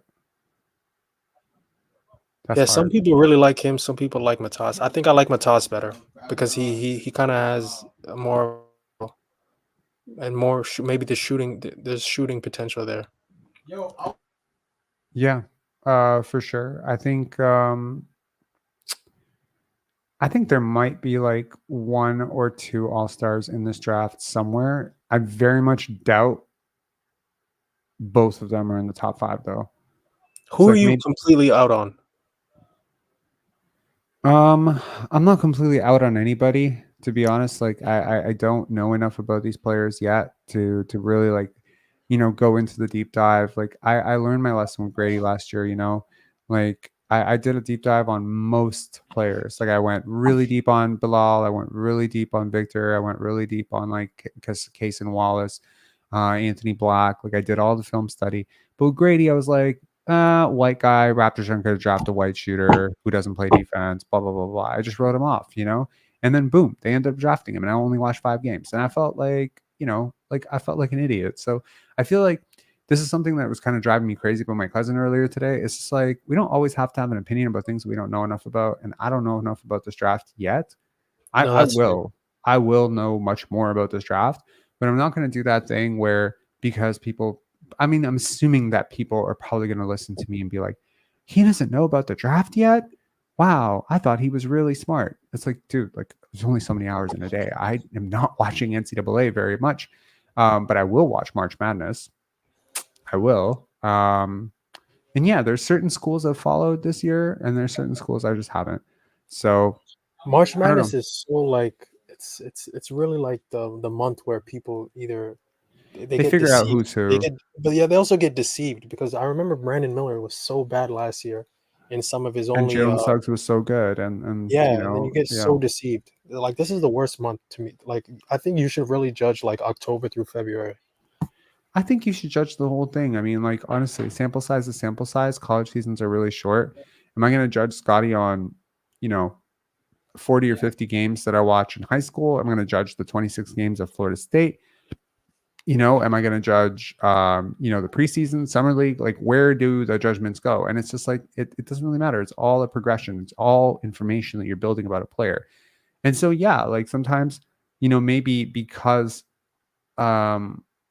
certain players are just dipping a little bit, for whatever reason. It could be injuries, could be team, could be personal, whatever. And they're just dipping as March Madness comes up, and then certain players are peaking at exactly that time. We really don't know. Anyways, any final thoughts, man? No final thoughts. Thanks for the live, man, and hopefully I have it in me to come on Saturday, man. Hopefully. Yeah, it'll be tough. By the Okay. way, I always come on bad games. Like I didn't come on the 3-game win streak. I was coming on. I mean, I wasn't really All-Star doing lives, dude. I didn't do Well, lives on the first two because Penn oh Dance yeah, was you didn't. happening. Oh yeah, maybe So that's why I yeah, didn't. and I totally missed Atlanta. That's a dark stain on my Oh yeah, that was soul. the pendants. That was pendants week. Yeah. Yeah, I kept leaving my auxiliary, my aux cord, like this thing. I kept leaving this in my at the theater because it's hooked up to our microphone that was being used for the interviews. So yeah, I would come home and I'd be like watching the game, and then the next morning I'd be like, okay, time to record a live, and then it's just like not without a fucking aux cord. Shit. So yeah. Anyways, okay. Talk to you later, man. All right, man. Peace. All right. What are we doing? No post game live. These people think I'm going to sit here for like 2 hours and talk about this game. Okay. RJ McLeod, Christian Lee, what's up? Christian, are you here now? Yep, I'm here. Hey, what's going on, man? I tried to put you on earlier, but unfortunately, I guess like you were away from the computer or something. Oh yeah. No, I sent a message in the private chat. I said people in the studio could see it. I thought you'd be able to read that one. Yeah. Yo, Rob, I don't know what the lineup looks like for Collins, but I'll be back in 5 minutes. Please don't put me in at that time, and then I put you on in that time. My bad. Okay. Yeah, That's no hilarious. Your audio is very boomy. Is there? Oh shit, sorry. Is it better now or? No. A lot of mic rumbling. It almost feels like you're holding the microphone. Are you holding a microphone? I was. I'm no longer holding it. Okay. It's okay. You just move a little bit closer to your mic. Okay. Yeah. Okay. I'm leaning in now. Okay, that's better. That's better overall. Just don't rumble your mic too much. Okay, right. RJ McLeod, how are you doing? Yo. How's it going? I mean, you already covered my thoughts on the game, but I wanted to talk about the draft a little bit because I heard y'all was talking about it. Are you familiar with Bobby Clinton? Yeah, of course I am. What do you think about him? I think interesting potential and size, but hasn't really worked out. Isn't it Bobby Clinton? I mean, he's Swedish, probably. I don't know. Yeah. I like him. I think. Well, he has a size, but he's also like switchable as a defender, and like he has really good shot mechanics. Like his release is so quick. I think he fit pretty well. I'm not that high on Ryan Dunn because he's shooting like 21% from three. Mm-hmm. So that's where I'm at with that. I got to scout more, but I like Terrence Shannon Jr. too. But yeah, I feel like I like Bobby Clinton. It's so hard for me to listen to you say Bobby. I'm pretty sure it's Bobby. No, We gotta say I'm Bobby. American. I'm gonna keep saying Bobby. That's terrible. Don't do that. I'm because it's dehumanizing to the person whose name you're saying. It would be like, really? yeah, because like it's weird. I say this as an immigrant whose last name is sometimes hard to pronounce. Yeah. A lot of people when I was growing up, they had hard names to pronounce. Maybe they were South Asian, maybe they were Asian, maybe they were, from Africa or whatever. And they always try to bend to the American or Canadian person by saying like, oh, that's okay.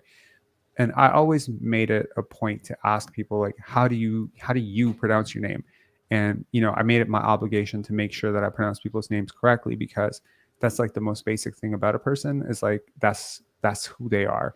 And so there's a very subtle and weird thing about when you don't pronounce someone's name correctly, that it's almost like they don't matter. And I know that sounds like a bit of a stretch logically, but just imagine if you walked into it like I don't know what your real name is. What is your name? I've called you Ghostface. I've called you Argent the Cloud. You don't have a real name as far as I'm concerned. You're Ghostface.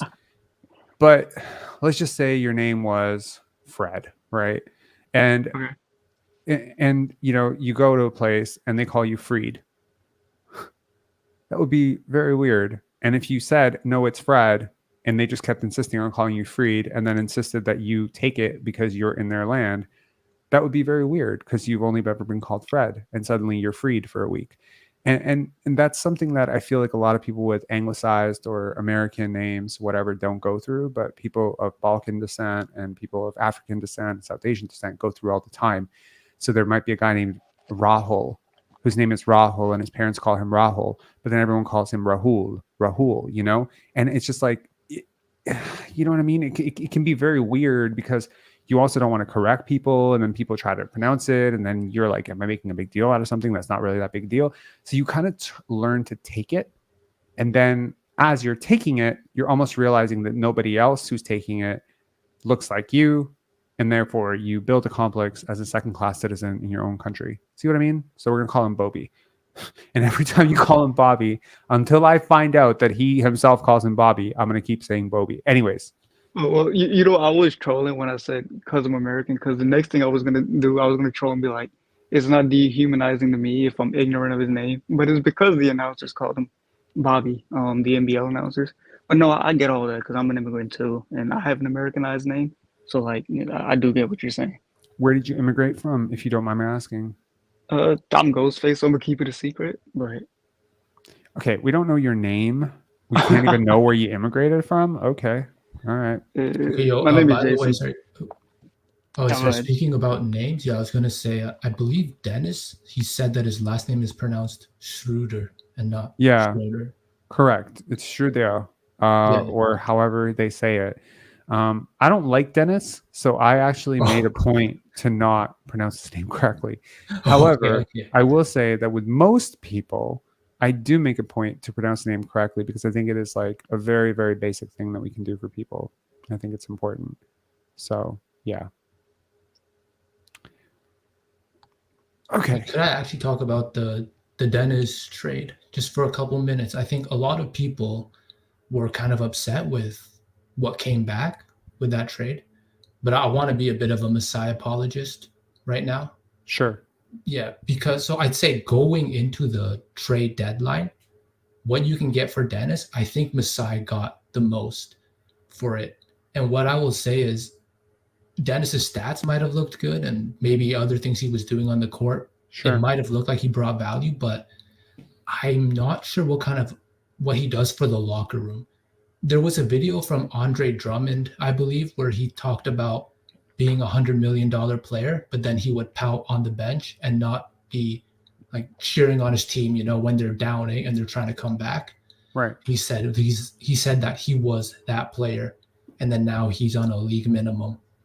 And I think with Dennis, I'm wondering if it's a similar phenomena because he had gone through so many teams over the years that I think at that point it's like it's like if you have one divorce, that's just life. If you have like 3 divorces, it's like then maybe the problem is you, right?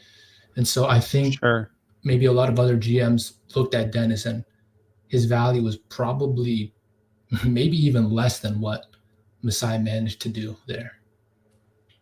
Well, I'm pretty sure that we bid against absolutely no one to give him a full mid-level, because if there was an interest for him, he certainly didn't do anything this season to play himself out of that interest, right? Oh yeah, no, for sure. Yeah. The mistake was like made at the beginning of the season. Yeah. Yeah. I may be a little partial here in terms of, sorry to change the subject randomly, but in terms of draft, because Ghostface, you want to talk about draft. But do you see any hope in DJ Wagner? The reason I say I'm a little bit partial to him is because I really liked his dad. I met his dad. His dad was a really cool dude. And this is like right around the time when we were living in New Jersey. And he was like the pride of Camden. His dad was. And he was a crazy, crazy player. Like, he was incredible high school player to watch. And there's a part of me that just wants Wagner to succeed in the NBA. So this is purely emotional thinking of his dad and thinking, like, this is my entire fantasy. That, you know what I mean? Like, it's a perfect story. Dad, super high school prep to pros, doesn't make it, gets injured, bust, whatever. But his son learns, and his son is maybe stigmatized or discriminated against because of his dad failing. And then boom, his son, a Kentucky guard, Kentucky guards, SGA, Devin Booker, like Tyrese Maxey, shit. The list goes on and on and on of successful Kentucky guards. Is DJ Wagner potentially a very successful Kentucky guard hiding in plain sight? Can he withdraw from the draft? I think he needs another year. You think so? Yeah, his game is off. And Okay. I don't know if it's like playing next to Dillingham hurts him, but like he has the tools. He definitely does. And like, I don't know, if he falls to the second round, which I doubt, I wouldn't mind taking a swing on him. Shooting 27% from three. Yeah. What do you not like about him? I don't think he's generating enough space. Some of his defense is not there. The basics. I'd have to dig more on him because like I'm just now getting into college ball. But like, yeah, the shooting percentage is also worrying me.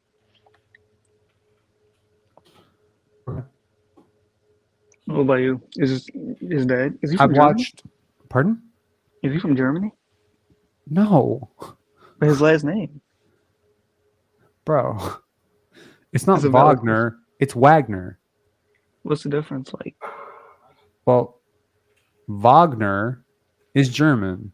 Wagner is American.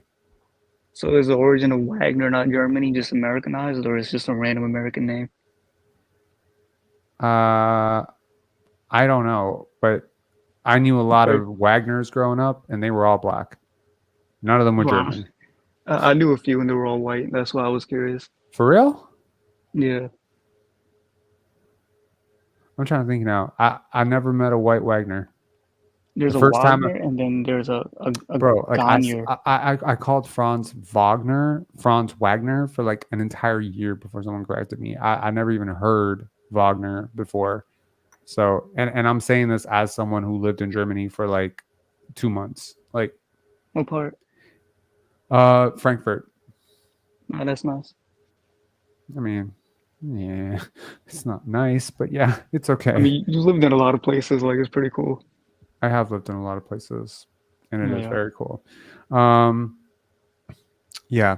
Okay. So I don't know. It's purely because of his dad. Yeah, I was a big fan of his dad in high school. Really big fan. Yeah. I don't know.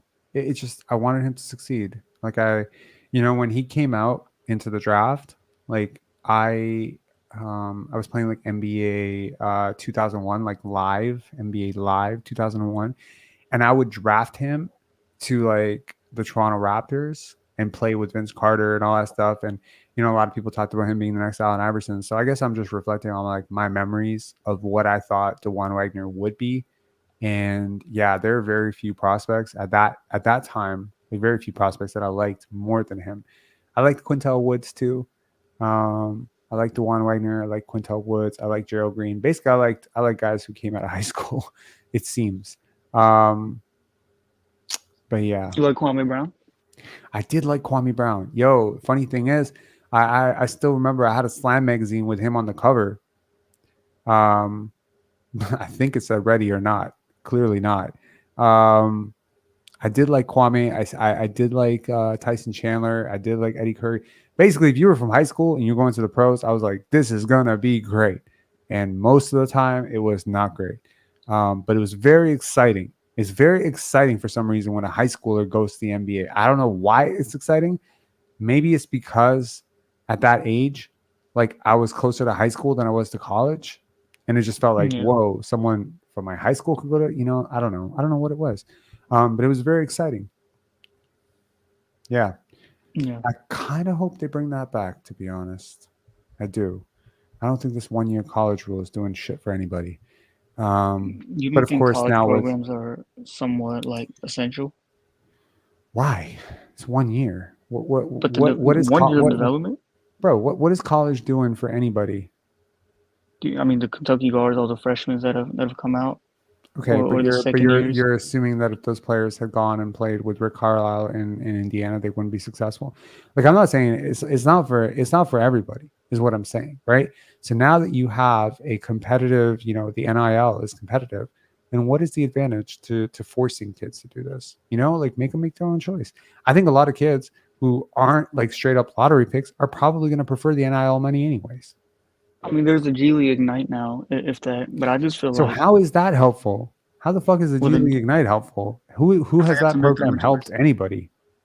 Who Kuminga's doing pretty good right now. Is he? Yeah, he's been on him and the Cum Splash. They've been on quite a streak. He's all right.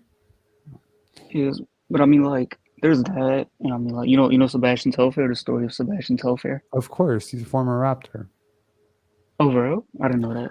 That's cool. Yo, Sebastian Bassi is one of the long lost, forgotten Raptors. You know who else is a forgotten Raptor? Pretty good. Rod Strickland. The Oh, he day was a the bucket. Toronto Raptors signed Rod Strickland, I remember doing cartwheels. I can't really do cartwheels, but I was very excited. I was like, oh my God, one of my favorite point guards. And honestly, Rod Strickland is an amazing point guard. It's very, very underrated in NBA history. I feel like not enough people talk about how good that guy is. Stephon Justin Marbury said he Ransom wasn't going to start Music. him. Justin Ransom Music. SCTBRN. What? Okay. You think Scott He's- Barnes? Yeah, he's saying Scottie Barnes.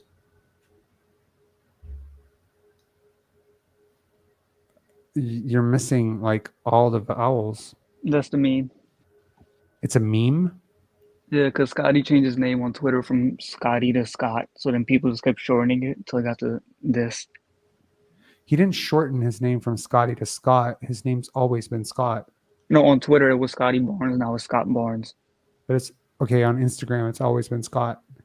No, I'm talking about Twitter, and then people just kept shortening it till they got to this. So it's like, well, a lot of people say his name as when they're memeing it. Okay, but sorry, might be Asperger's kicking in, but his name has always been Scott. I just want to be clear on that. Everyone around him calls him Scott. His Sure, trainer I'm calls just him Scott. His friends call him Scott. I'm sure his okay, maybe his mom calls him Scotty, but it's like this is his name. He is Scott Wayne Barnes Jr. He himself refers to himself as Scott Wayne Barnes Jr. as early as 16. So the Scotty element, I think, is just something that came from grade school that just kicked on. And personally, by the way, one of my favorite content creators, NBA Storyteller, had an extended diatribe that I cannot find now about how different Scottie Pippen's career would be had his name not been Scotty. Had he been Scott Pippen, I feel like people would have taken him a lot more seriously.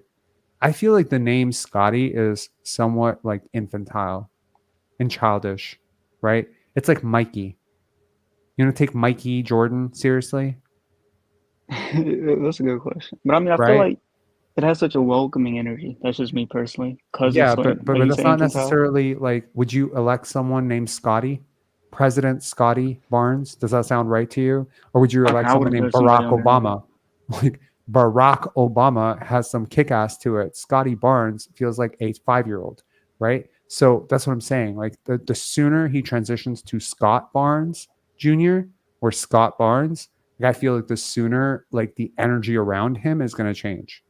So I'm actually really happy that he changed his name to Scott Barnes, and I hope that people start calling him Scott Barnes, and I hope NBA.com updates him to Scott Barnes, and we can just lose the Scotty part because, it's a pet name. It's not his real name. Birth certificate says Scott Barnes.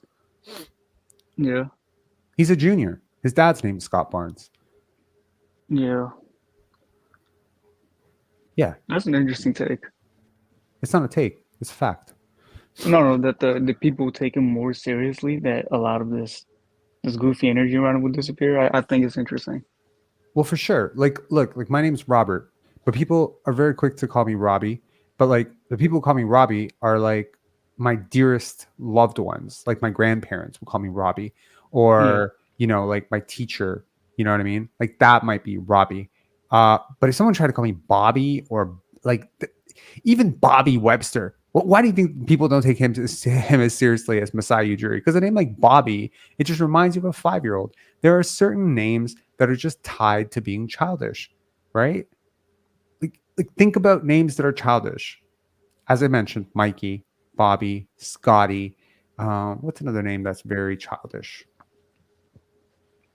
I feel like Joey is kind of like childish, a little bit.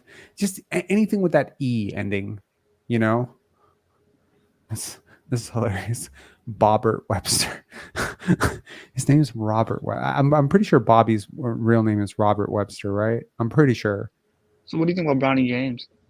There you go. There's another one. Does anyone take Bronny James seriously? And why do you think that is? Because of his play? Because he can't play basketball. Yeah. I mean, everyone who says he can't play basketball would get smoked by Bronny for sure. However, that being said, yes, he's probably not an NBA player. Fair enough. And he's definitely not 6'4".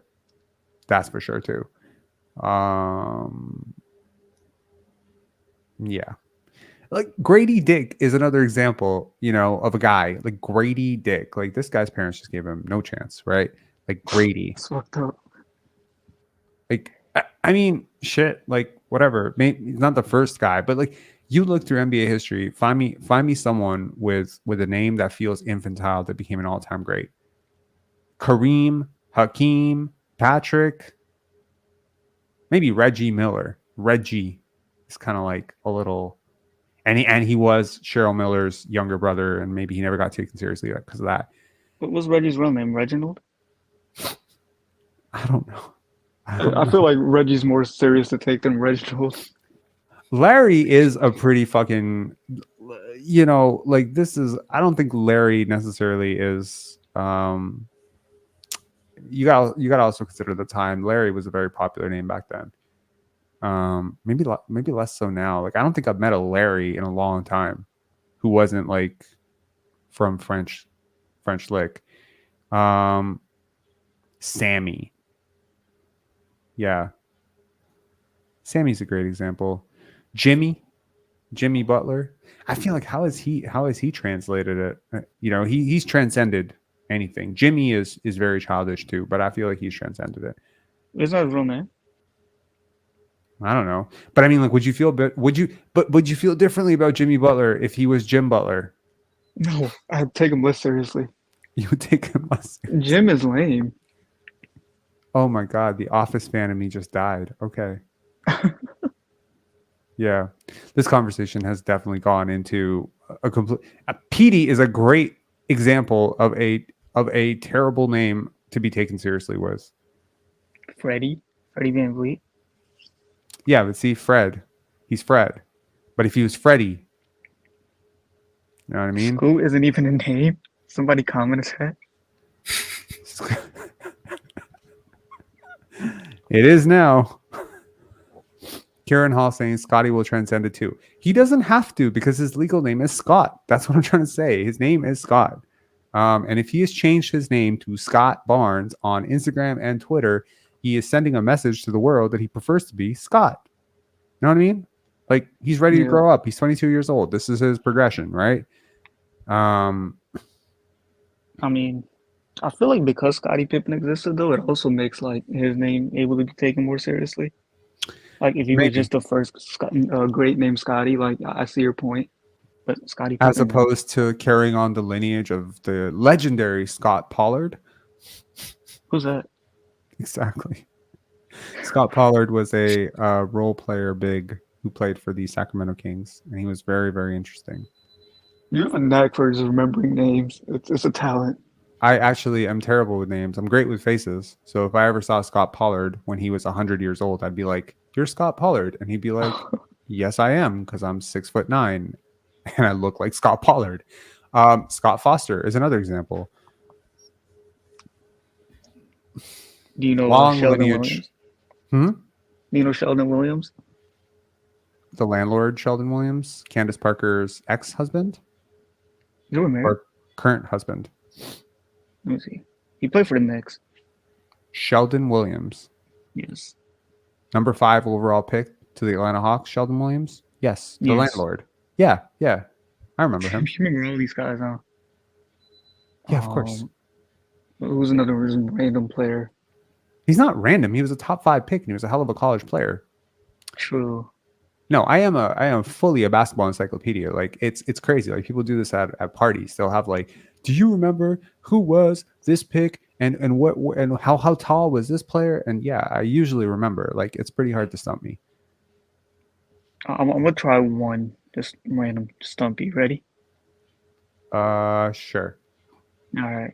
Do you remember Kevin Hervey? Kevin Harvey or Hervey? It's with an E. Hervey. How do you spell Hervey? Hervey.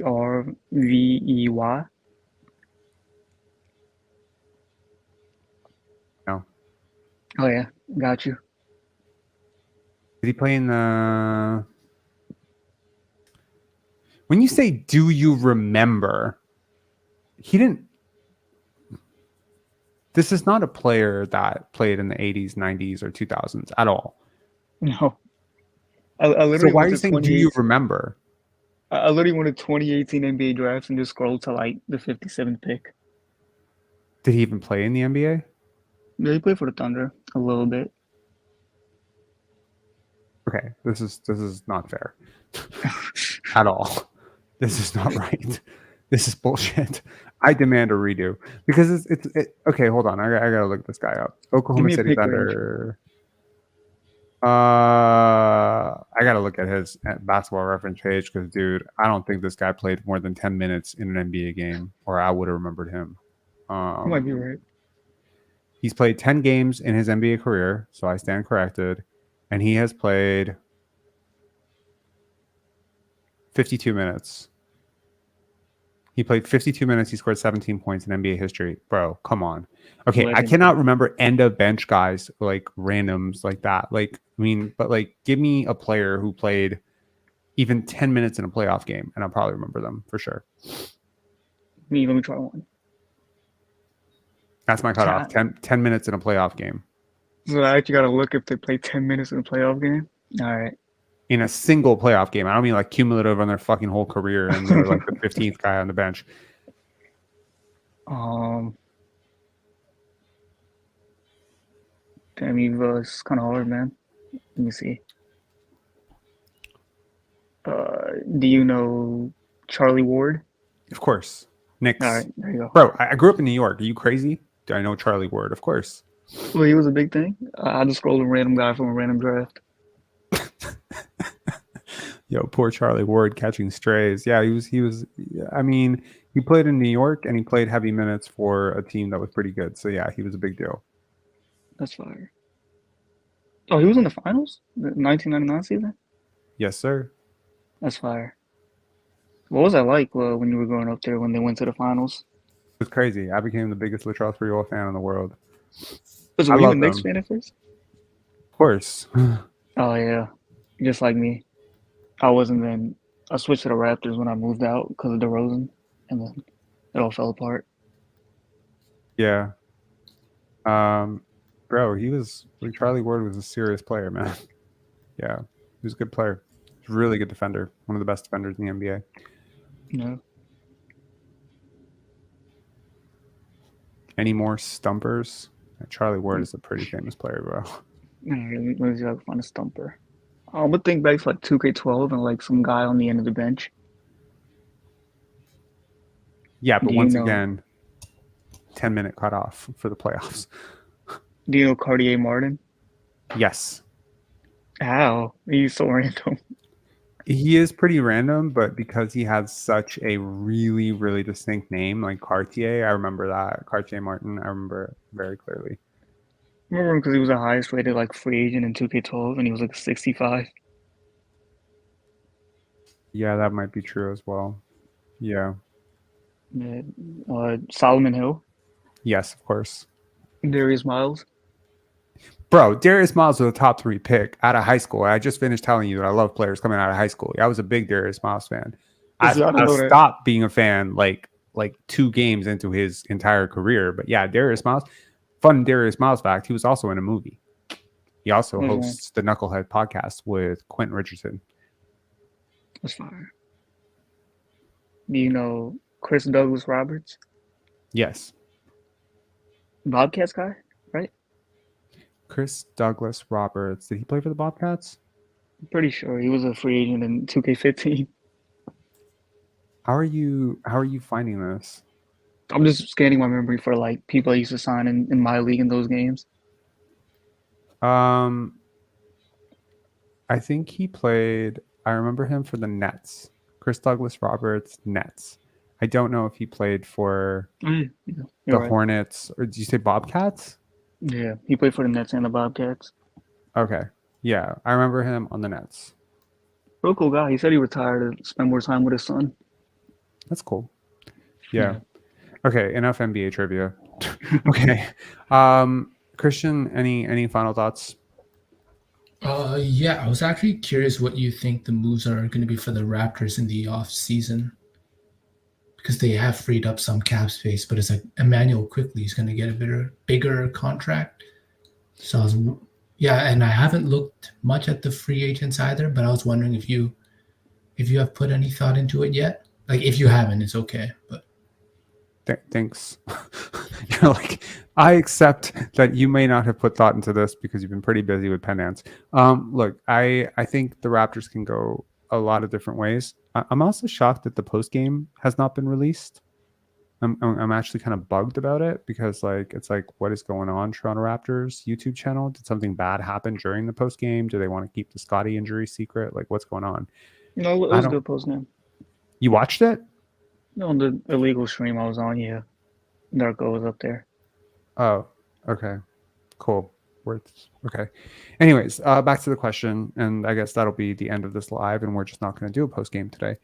I think the Raptors can go a bunch of different ways, but I think the RJ contract having a very limited cap hold because his existing salary is so low. Sorry to keep the DJ Wagner on the screen for like half an hour. I don't know why that's been on there. Just completely lost track. Be funny if he becomes a Raptor now, isn't it? People will be like, "Oh, you remember that time the Pinsari basketball just left it on the screen for 25 minutes? What did he know?" Anyways, yeah, I think because Emmanuel Quickly's cap hold is so low, I believe it's like 12 million, 8 million or 12 million. You can actually go out and do all your shopping while he kind of waits, which is good, right? Which means you can trade Bruce Brown for more salary, because you can give someone crazy cap relief through Bruce Brown. Like, he is a pretty desirable asset, if nothing else, to be waived. And I don't know if there are any other contracts at 22 million like his. So maybe that's what the Raptors are thinking right now, that, hey, we could renounce him and we could sign him to a cheaper contract, and he's certainly playing himself into a disastrous cheaper contract, or we could trade him and then take back that cap space. You could also trade him. Probably not, but you could also just let him walk and then use that cap space. And I think 2 players that I would look at are OG Anunoby and Nick Claxton. I feel like those are pretty basic answers, but yeah. Cap space doesn't have to only be used on the market. Like, it can be used to acquire players as well that maybe are on teams that, want to get rid of them. Like the Warriors. Maybe the Warriors have, a desperate need to get rid of Draymond, and and they're willing to throw you a Brandon Pajimski to do it, because they're in cap hell right now. They're paying like crazy luxury tax, right? And maybe that's not the right, way to go about it, but maybe there's some other team out there that's just like really, really taxed out, and they're just really desperate to get rid of a guy because they want the cap relief, and they're willing to throw you like 2028 and 2030 picks to do it, or maybe just 2028 and a young player. Like, I feel like you can use it that way too, or you can just outright sign players. But either way, the Raptors have more flexibility than 90% of teams in the league this offseason. Does that answer it a little bit? Yeah. No, for sure. Yeah. So, I mean, like, they can go either way. But in either case, the cap space is beneficial. And just because Emmanuel Quickley will make that money doesn't mean that they can't do what they need to do before he makes that money. Because once you sign him, then you lose the ability to use that space because he will bring you up to the cap floor. So it's best to, from a housekeeping standpoint, it's best to do all of your trades, transactions, all of that stuff. Also, like, potentially losing the 6th or 7th overall pick, seventh overall, 8th overall, whatever pick, you're actually losing a player who stands to make $6.5 to $7 million next year. That also clears up $7 million off your cap sheet as well. Whereas if you draft a player right now, $7 million for the 7th pick or 6th pick in this draft, and I'm quite certain to say that player will not be worth that money next year or the next year based on how this draft is looking right now. So that might be a little bit of a blessing in disguise, especially if the Raptors have like some sort of lion's share offer that they want to make to OG Anunoby for like $40 million to wow him or something. The fact that you would, have that draft pick might actually take you out of that. Well, that's a really interesting take about the draft pick, because I guess I've always just thought about it like, I never thought about it in terms of the money you'd actually have to pay to the player. You would just look at it. A lot of people just look at it as like, oh, we're giving the Spurs a top 10 pick, or we are trying to get it ourselves. The top 5 to top 7 picks should, in theory, be like the greatest assets in the NBA because these players are so criminally underpaid if they actually work out for you. Like, can you imagine having Luka Doncic as a rookie giving you about $30 million of value as a 3rd overall pick, and then through the life of his contract, I mean, what is the deficit, right? By year 2, Luka was already like a $55 million player. By year 3, he was like a $65 million player. And by year 4, he was like an $80 million player, just in terms of impact. If you take the sum total of what he earned versus what he actually provided in terms of impact, I would say Luka Doncic gave the Dallas Mavericks like $200 million for free in his first 4 years. See what I mean? So now when he rests games, people have issues if he does rest a game. Not that he rests a lot, but I'm just saying, like, this is the point. When you do well on a top 3 pick. Now consider the flip side of that, which is a guy like Anthony Bennett, right? That guy might not have earned $2 in his entire career in terms of like actual what he provided. He was a negative asset from day one. He should have been paying the league to play in the league. He was so bad. Like, he was awful. Somebody had to pay that guy close to $30 million on his first deal before he ended up doing a whole bunch of minimums, right? He took $30 million to provide no value as an NBA player. So if you miss on a really high draft pick, there's more at stake than just, oh my God, we wasted like a really primo asset. There's also the dead weight of the contract itself, right? So it's worth noting that in a draft that is particularly weak, it's not like the money scales to the weakness of the draft. So like Victor Wembanyama doesn't get $25 million as a 1st overall pick. He still gets paid the same thing as Paolo, same thing as Cade, which is really unfair, in my opinion. I feel like there should be a larger window for negotiation. The problem is there is a window for negotiation, and teams always negotiate up on draft picks because the rookie scale salaries are so low. So yes, in theory, these draft picks are like all draft picks, all 1st-round draft picks are supposed to be theoretically very good value. Like a guy like Jaime Jaquez, he's clearly like above mid-level. If he were to sign open market right now, what would Jaime Jaquez earn? He'd probably earn a contract starting at $24 million. He signed to less than 2 or 3. That's crazy value. The Raptors do not have a tremendous amount of value contracts. After Emmanuel Quickley and Scottie Barnes signed their extensions, the Raptors don't really have a ton of value contracts. Their only value contract left will be Grady Dick. So they need a couple more, which is why this next draft is so critical. And I think they will find a value guy at 15 or 16, wherever they draft that Indiana pick, and then another one with the Detroit pick at 32 or 31. Hopefully. Well, we got rid of the OKC pick, which was the late one, right? Yep. And okay, that's nice. I mean, I'm not sure if I know it's nice or not. I keep having this sort of paranoid feeling that what if the Raptors end up at 16 and the player they want is at 14, and somehow, they really could have, traded 16 and 28 to get 14, but now this other team doesn't want second round pick. I don't know. Maybe this is a gamble that actually pays off. Maybe, I don't know. I know the Raptors did not want 3 picks in this draft, though. That much I'll tell you.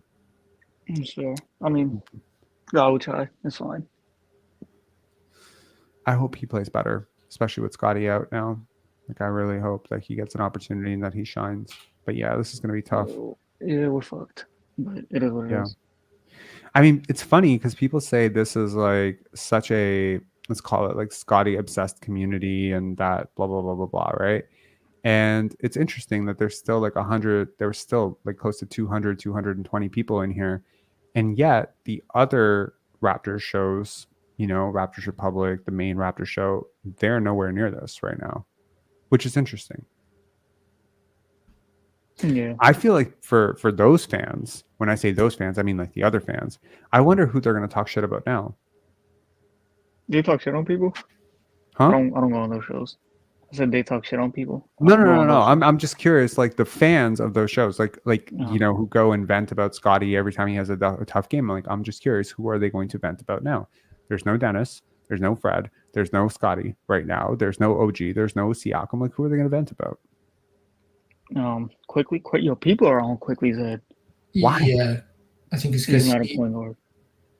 Yeah, that's what they say. Yeah. Who cares if he's not a point guard? He doesn't have to be a point guard. They can play off of Scottie, which is good. No, they don't get it. They don't get it. They just see position and assume he's primary playmaker. Because that's just how things have traditionally been, Yeah. But it feels like we've been trying to like train him to like grow into that role at the Raptors. No. Yeah. I mean, training him to be a little bit better at that than he is right now isn't a bad thing. I don't think. This is a good thing. Obviously, moving him away from his strengths as a scorer in order to become a facilitator would be a bad thing. So, I don't know. I'm split. Anyways. Wait, so do you... Oh, my bad. Go ahead. So you said moving him away from being a facilitator would be a bad thing, which I agree with. No, I said moving him away from being a scorer would be a bad thing. I think his scoring instincts are great, but rounding him out as a player is not a bad thing. Yeah, I've always said this. Like you will need situations where he'll need to run a unit, and you need to have that ability to go both ways, right? And it's like, to some extent, his playmaking is going to unlock his scoring. Yeah. And vice versa. If you're a really good playmaker, teams will be way more hesitant to double you, in my opinion. And if you're a really great scorer, teams are going to be like way, way more likely to, like, I'm just saying it's one hand washes the other when it comes to scoring and playmaking. There might be like a really great playmaker out there who just can't shoot, can't score, doesn't want to score.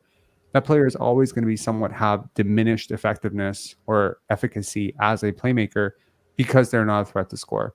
And it's the same thing with scorers, like, who don't make easy passes. They're so easy to stop because you just double team them and then they throw it away or they force a tough shot, like Gary Trent Jr. If Gary Trent Jr. was a great passer or a dynamic passer or an advantage generating passer, things would be so different for him. I think he would be like a $25 million a year guy if he could do that. Yep. So, wait, is Tyrese Maxey a point guard though? Because I think that was the comp for Quickly, and that might be why people are equally expecting. I don't know. I think he's a guard. I don't think about point guards that way. I don't think point guard, shooting guard, whatever. I think he's a guard, he's a wing, he's a big. I think there's like, and I mean, even within bigs, there's stretch big, drop big, switchable big. Even between guards, there's like a primary initiator, a secondary initiator. Between wings, there's like predator wings, spot up wings, movement shooters. This is how I see positions. I don't see positions as point guard, shooting guard, whatever. I mean, in a league where Jason Tatum is bringing the ball up the court, is Drew Holiday the point guard, or is Jason Tatum the point guard? Is Luka the point guard, or is Kyrie the point guard? Is Jokic the point guard, or is Jamal Murray the point guard? It's very difficult to say what any of these positions mean. Ultimately, all they are is 5 pieces moving together to score a basketball. And it doesn't really matter who starts the top. Like, there are many times the Raptors will initiate their offense through Jakob or Kelly at the top. Are they point guards?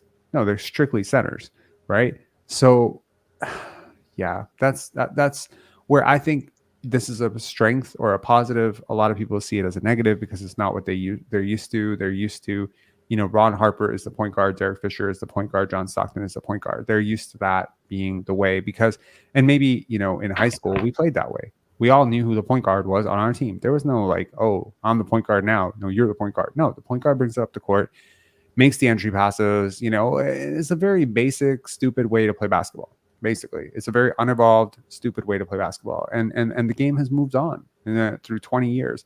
But the vast majority of fans who learned the game, and learned it in high school or grade school, learned it this way, so it's very difficult to get them to think of it any differently. Yeah. Wait, so you think the plan is to develop Quickly and RJ more as playmakers, so then when Scottie's just ready to be the complete initiator, we just surround him with secondary playmakers? I think it's never going to be a bad thing that you can invert those positions, right? Right. So having Quickly be a guy who can kind of ping pong off of Scottie as like a shooter, like a slingshot, kind of guy, like who can just come off the screens and just launch and get downhill. That's not a bad thing. But then also when Scottie goes to the bench, having him play 2-man with Jakob in the pick and roll and just being like an elite guy who can just create looks in the pick and roll as a like, that's like, is Luka a scorer or a passer? He's both. Is Jokic a scorer or a passer? He's both. Is Kyrie a scorer or a passer? He's both. Every star player is both, right? Yeah.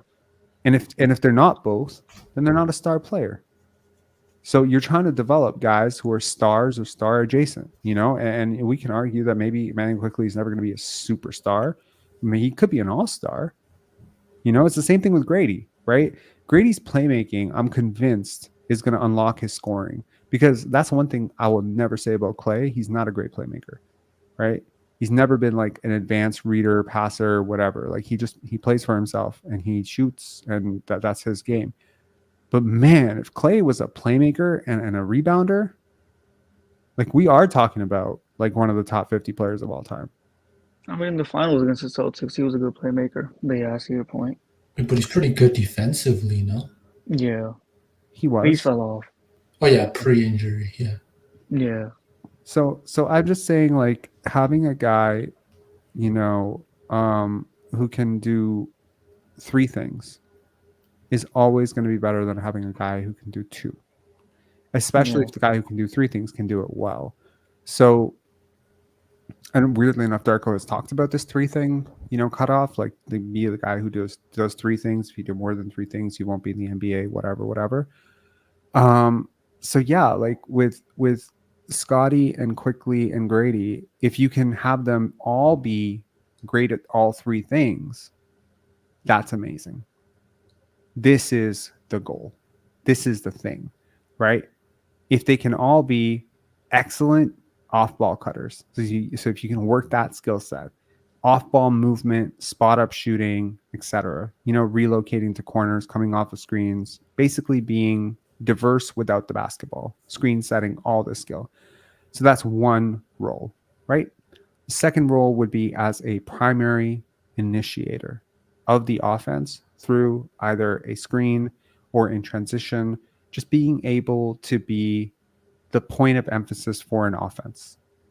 So if all 3 of those guys can do that, and you can just flip based on who has the matchup. So Grady has the bigger defender. Okay, Grady, cook. Scottie has a smaller matchup. Boom, Scottie, cook. If you can go through all three, that would be great, right? And then the third thing would be like a dynamic sort of one-on-one package where they can isolate, like an isolation scoring game. I'm seeing a lot of that from Grady now. I'm seeing a little bit of it from Scottie. And I'm seeing more and more different stuff from Emmanuel Quickley. So can you get reasonably efficient from 4 or 5 spots in terms of one-on-one isolation? The player I just described is basically Kyrie Irving, right?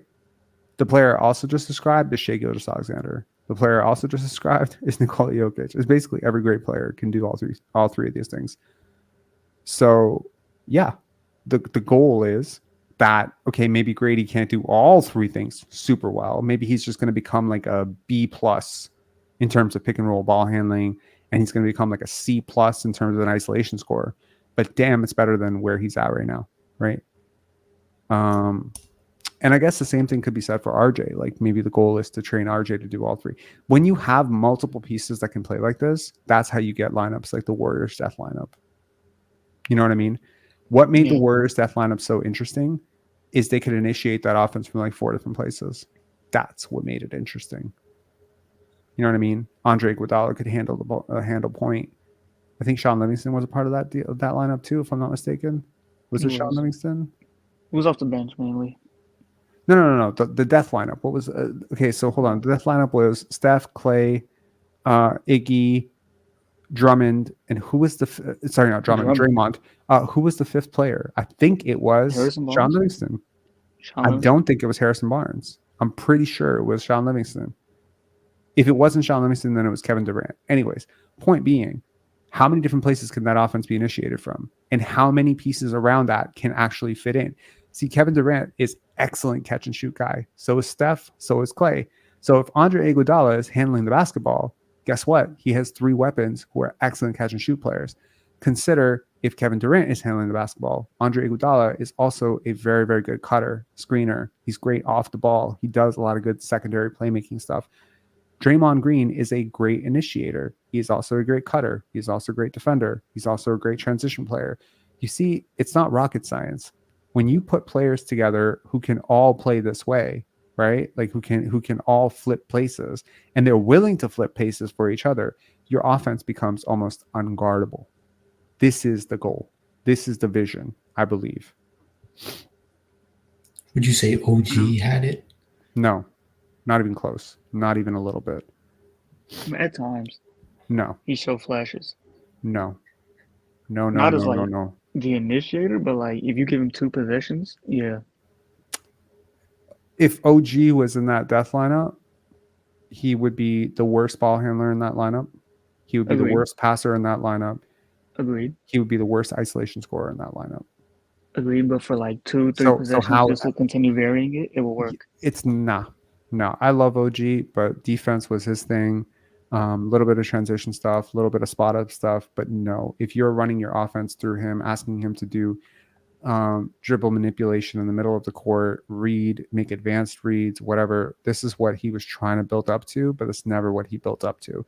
This is not the type of player that you put into these situations. Grady is that type of player, though. I will tell you that point blank center. Grady is that type of player. You would hope RJ could become that type of player. But Grady definitely is that type of player. Grady and Scottie are the type of players who can do that. For Scottie, the isolation scoring needs to come a long way. For Grady, it's isolation scoring for sure. But Grady is already and pick and roll ball handling and being the handler and even the receiver and the finisher on those things. Because think of a Scottie and Grady pick and roll. How the hell do you stop that? Think about it. Like if Grady can become a better screener, and Scottie can become a better shooter, and Grady can become a better ball handler. I know I'm asking for a lot here, but couldn't that be like one of the craziest fucking pick and rolls? Like with Grady just taking like a strong screen from Scottie and just pulling from 30, or like Scottie taking a strong screen from Grady and just like going downhill, and then Grady just fans out to the corner and boom, the defense is just split down the middle. You need pieces that can do shit. You know, the Raptors have so many incomplete basketball players right now that don't really flex the defense or bend the defense enough. But right now, I feel like that's the goal of this development. And it's just like, you know, the way a basketball team is like running and structured, you don't need RJ Barrett or, you know, Emmanuel Quickly to become like 10% better. You might just need both those guys to become 3% better and maybe like 10% better at two things. You know what I mean? Like for RJ, like if he could become a better pick and roll ball handler and a more consistent shooter, and if Emmanuel Quickly can become a better like finisher in the paint, you're already like, I think very, very close to a 500 team. And if Scottie can get better at isolation scoring, but this is just one skill set that I'm talking about. One skill set, get 10% better at one thing, and you're good. You're there. I'd say like, it seems like we would be there next year, no? Like with IQ developing and RJ, especially under Darko. I think we will be there next year. I really feel like people are expecting this to be like some sort of long losing thing. You're not reading, you're not seeing what the Raptors are doing. Like I think the Raptors are pushing their chips in. They want to be competitive next year. They do not like tanking. They hate it. It's bad for brand. It's bad for the players. It's bad for culture. Clearly this year, you know, with Dennis, with Darko coming in, being new, Pascal still being here, OG getting traded, there's a lot of reasons why this season would be the train wreck that it is. But I think like from the standpoint of like how long do you expect them to rebuild? I mean, they believe in Scottie for sure. And they're going to tell him straight up right now, like, dude, next year, get your ass ready. We are going fucking full in for the playoffs. So, and, you know, so is that's not to say something can't go wrong. Injuries happen, luck happens, chemistry happens, whatever. But I believe this team is fully gunning for like to be really good next year. I feel it. Yeah. I don't know about really good. I'm not saying 50 games, but like they will be a 40 to 45 win team next year for sure. I feel very confident. So the next season, you think IQ, a lot of the lead initiating IQ touches go to Scottie, right? I don't even think it needs to. I think they can play off of each other. They can flip, you know, where IQ is the guy who's doing the pick and roll ball handling, and maybe Scottie is like running, you know, downhill or popping, like he did with, you know, early on in his career with Fred. He was a great pick and roll partner for Fred, right? So, and then flip it. IQ can set some pretty solid screens. He's not a bad screener. I've been very impressed with him. So if he can get a little bit stronger, you can also flip it. You can flip it. So that could be interesting. Like this is what like a lot of the OKC Thunder, you know, you got Chet coming down, you got Shea or Jalen Williams or, you know, Lou Dort setting a pick for him. How interesting is that? And how comfortable are teams to develop that or defend that? You know, we got to think like beyond John Stockton and, you know, Karl Malone. It's not the way the NBA is going. You know, it's going a different way. But yeah. Anyways, guys, thanks a lot for calling in. Appreciate it, man. Peace. See ya. Yeah, thank you. See ya. Okay. And there's still no post game. Who's saying 8 to 12 weeks? Yeah. It's tough. It's tough. But, you know, as I said, it's the left hand. He's not a left-handed player. Still going to give him plenty of time to develop his right hand, to develop his handle. It's not like he can't use this time to fix up the jump shot a little bit, fix up his post work. I'm sure he'll be able to use this time, guys. It's not like, I mean, touch wood, just pray to God, you know, it's not like something more serious or something that's lingering, something that actually heals. And also just be happy it's not a lower body injury, which I always feel like is worse somehow, you know. If it's a knee or an ankle, you can't load it. You have to sit, then you get out of shape, whatever. He can still run with a busted hand. I've had a busted hand. I ran. So yeah, you know, I would suggest I'm not his trainer. Brian is, but I would be like, you know, in the gym or getting into the Swiss Alps or anywhere the altitude is high and just like doing wind sprints and just getting that cardio up to the next level. You know what I mean? Plus, I mean, if you've been watching him play for the last few weeks or maybe even few months, dude's gassed. Okay. He needed a break. So this was not a wear and tear injury. It was kind of like a freak injury, but yeah, ironically, I did mention it the last live that, hey, if you want to keep playing this guy 39 minutes or whatever, you're risking an injury, and boom, get injured. So I don't know. And I think the tragedy mostly for me is that he was on the verge of probably another triple-double. And now he's going to have to wait till next season to break his own record for this season. But I'm sure he will. I'm pretty sure he's going to break his own triple-double record. Here's a bold claim, and you can definitely bookmark this and come back to me on this. If healthy, I believe he will break his triple-double record next year before the All-Star break. That's a very safe bet. It's a very safe bet. Also, I don't want to keep talking about sports betting, but I did bet $12 on Scottie winning Most Improved Player of the Year at crazy odds. Like, that would have paid out crazy, and I just feel like I just lost $12 for nothing. But yeah. Anyways, who gets the bump in minutes without Barnes? Well, I would probably think Jordan Nwora, Ochai Agbaji, and probably Grady Dick. That would be the smart thing to do, but who knows?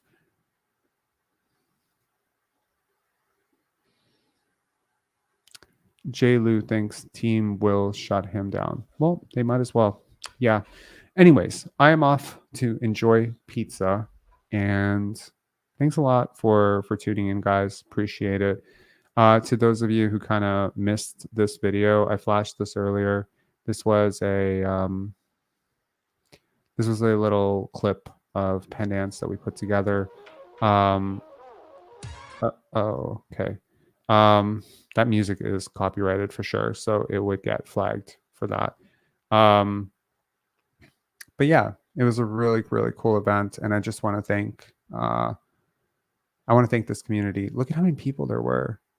It was so crazy. Like, I just want to thank this community for not only putting up with all these plugs and everything, but I want to thank you guys for coming out and supporting. Do you know how many people came up to me and said, hey, big fan of your podcast? That was so humbling, and also really weird for a lot of people. And this was our Saturday night party, and it was like, it was so full. So I was shutting down at the theater, and the party is supposed to start at 10 o'clock, the party that I was telling you all about. And I got there at 10:40. Dude, I thought I showed up at the wrong place. I couldn't see a single square foot of floor anywhere. It's a huge place. It's a huge, huge place. Like, it's like, I think like 3,000 square feet, 2,500 square feet is big space. It's not like a little, diner. Like, it was a big space. And I was just like, as far as my eye could see, I couldn't see any space. And I was like, oh, this is amazing. And that was only like 30 minutes in. So I was just very, very, Muhammad Lay is saying, just, how do you know her? That's crazy.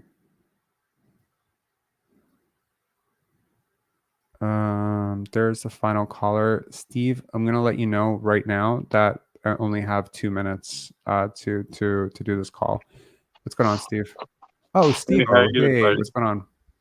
Yeah. First of all, sorry, I just finished watching the Raptors game. I didn't get to watch your show so far, but I will try to keep up. But how did you think the Raptors played without Scottie Barnes out of the lineup? As far as, do you think they were competitive or no? Yeah, I hope they will be, but I don't think they were. Mm-hmm. Yeah. Any bright spots to tonight's game? Grady was a really bright spot for me. Yeah, Grady's been playing really well as of late. So yeah, I enjoyed that. His 3-point shooting has been like absolutely incredible, and I really like his advanced playmaking, and yeah. I think it's something that the team's been missing, obviously, right? So to throw a player out like that, like, yeah. What do you? I'm actually a big fan of Gary Trent Jr. I think the way his composure on the court and everything, I feel like his numbers have been down, but his efficiency has been up.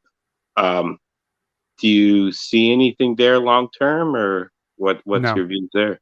No. Yeah. No, I don't. I think the non-committal language on him, and plus they tried to move him at the deadline, and they didn't get any offers back that were better than a second round pick. I think the writing is on the wall. Like he's probably a mid-level guy at this point, and that may not be his calling card. And I don't think they want to start him long term. It doesn't really fit. Grady's definitely a bigger part of the future. So I like him. I appreciate him a lot, and I think defensively he's been a lot better. But his limitations as a playmaker, his limitations as a rebounder, his limitations at times as a defender, and his inability to really be efficient off the bench, I think are all things that work against him, in my opinion. All right. And can I just ask you, I know you said 2 minutes there, and I'm sorry if I held you up over that Sure. 2 minutes, but Kelly Olynyk. I liked him. Yeah, he was great tonight. Yeah, I thought he played well. What do you think? What do you think about it? Like, there's a lot of talk about him signing a new deal. Do you think he's something that there's a lot of talk about possibly his style of play being helpful to the Raptors as far as being I mean, a he's 3-point shooter that can play center, right? I think it's also because he's a passer. Like he's such a good Yeah. passer, and he's got some serious guard skills. Like he played a lot of guard when he was growing up, and he's just kind of like turned into a 6'11" guard, right? Yeah. He's competent defensively. I think he'll age really well, and yeah, I really like him. And he's been great. Yeah. Okay. All right. Thanks, buddy. Yeah. I appreciate your time. Cheers, Steve. All right. Bye. Have a good night. Bye. Good night. Bye.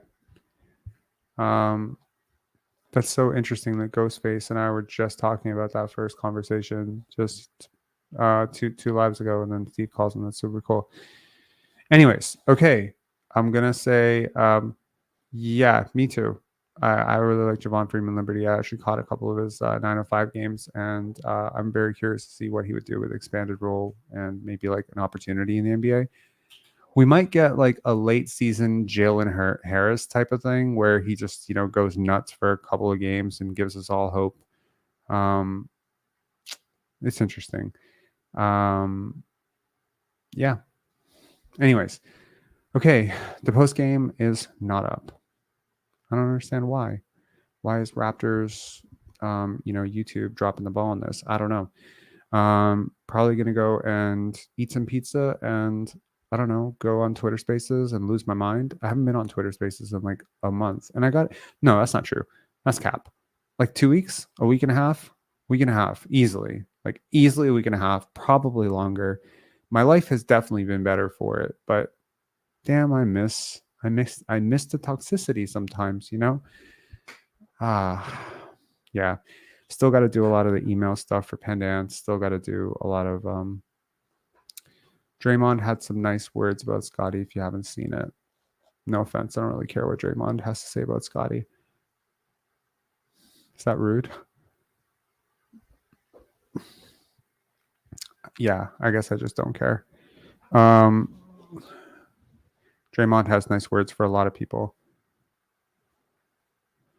Rob, don't go, man. Last time I was on, some guy threatened to beat you up. It's not fun.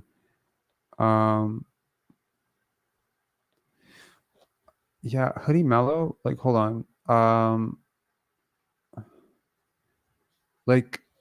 You know what? I don't know if you're trolling.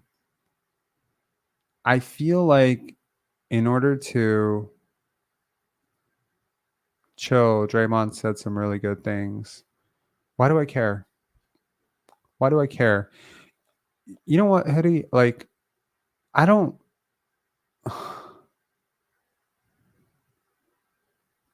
Yeah, I remember that. What's your point? I don't know if you're a troll, bro. I don't.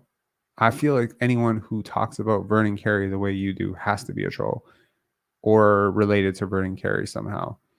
But I don't appreciate the trolling. This community is not really about trolling. This community is hopefully about serious basketball talk, or life talk or whatever. But trolling is very annoying to me. And you feel like you've been trolling for 2 straight lives in a row.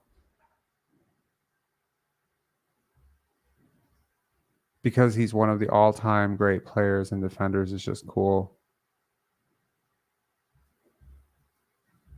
No, it's because I think Scottie and Vernon.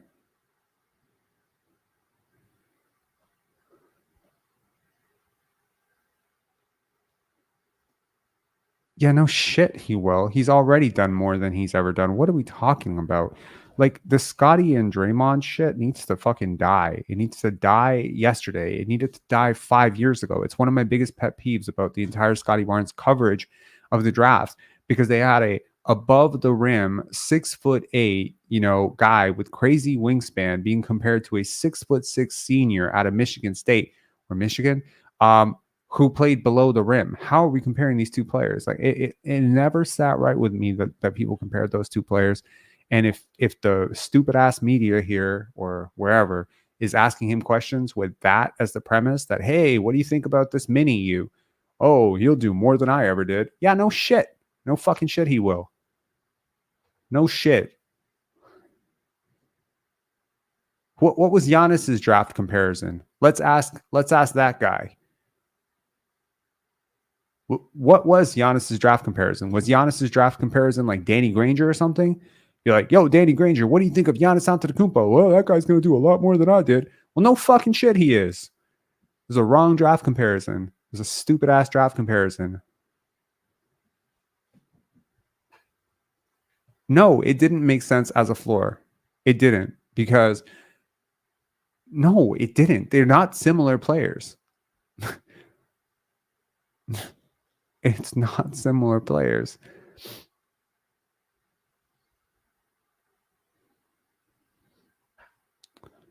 Giannis draft comparison was Thanasis. I'm going to make this very clear to you, dude. I don't know who the fuck you are. I don't think you've ever called in before. You have been a part of this community for a while, so I'm going to respect your tenure here. This is the last sarcastic, nonsense, trolling comment. I don't know how small your life is, but you're not going to do this anymore. This is the final one. So if the next comment that you make is snippy, sarcastic, or stupid, it's getting banned. You're getting banned. Are you cool with that? Big playmakers and great defenders who were thought to struggle with shot creating. It's similar. No, it's not. It's not, because one of them was 19. The other one wasn't even an NBA prospect when he was 19. One of them was 6'5", barefoot, and not an above the rim athlete. No, I'm sorry, it's not comparable. One of them was a top 5 recruit and a McDonald's All-American. I mean, you need to put some fucking respect on Scottie Barnes' name. Just because you were unusually low on him at the draft doesn't mean everyone was, equally stupid. Would you have preferred Sabonis as a comparison instead? You mean the unathletic white guy with the negative wingspan? For Scottie Barnes. I think I said I think I said less than 2 minutes ago, the next thing you say is stupid. Like, why are these the comparisons? My draft day comparison for Scottie Barnes was Giannis Antetokounmpo. It was a mix of Giannis mixed with Scottie Pippen, mixed with Magic Johnson. Was that crazy optimistic? Hell yeah, it is. But it's a lot closer to the player we're seeing right now than fucking Draymond Green, right? I was not low on him. I didn't fret when we took him over Suggs. That's unfair. If you thought he was Draymond Green, then yeah, you were pretty low on him.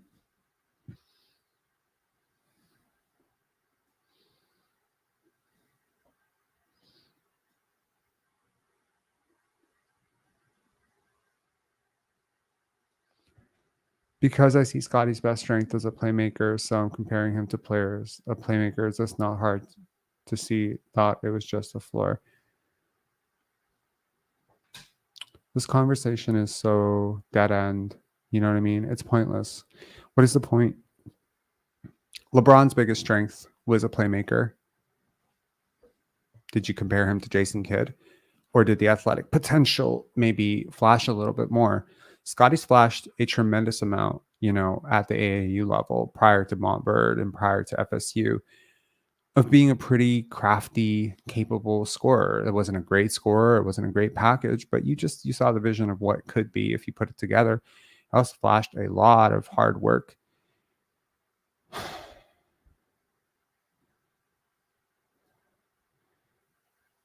Is he a top 100 player ever?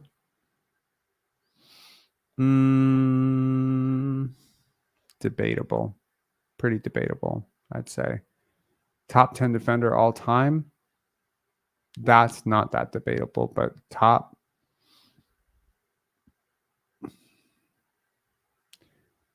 so you're saying his floor is Draymond, but no, just like it's like the DeMar DeRozan Vince Carter thing, right? Like DeMar DeRozan was compared to Vince Carter a lot because they were 6'6" guys who could dunk. But the wingspan, the type of athleticism, the type of movement patterns, this was never going to be a fair comparison. Draft comparisons are sometimes lazy. And in a lot of ways, that comparison is a lot less stupid, in my opinion, than comparing Scottie to Draymond.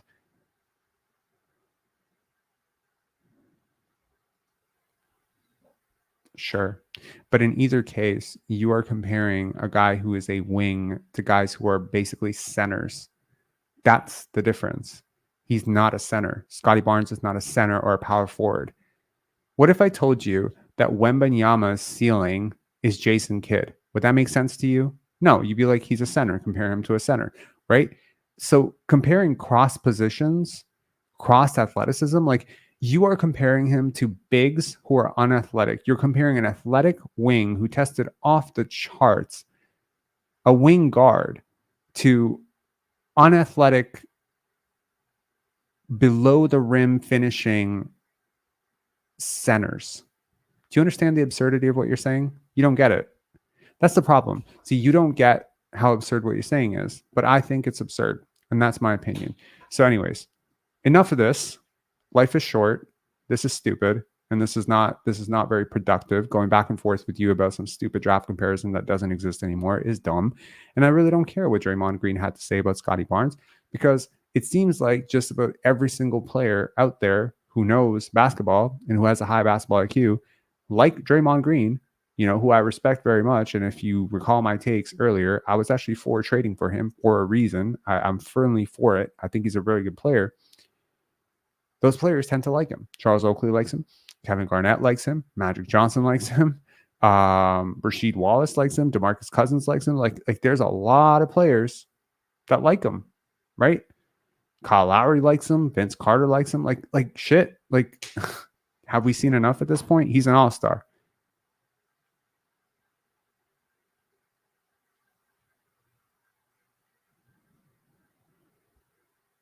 You're doing too much, man.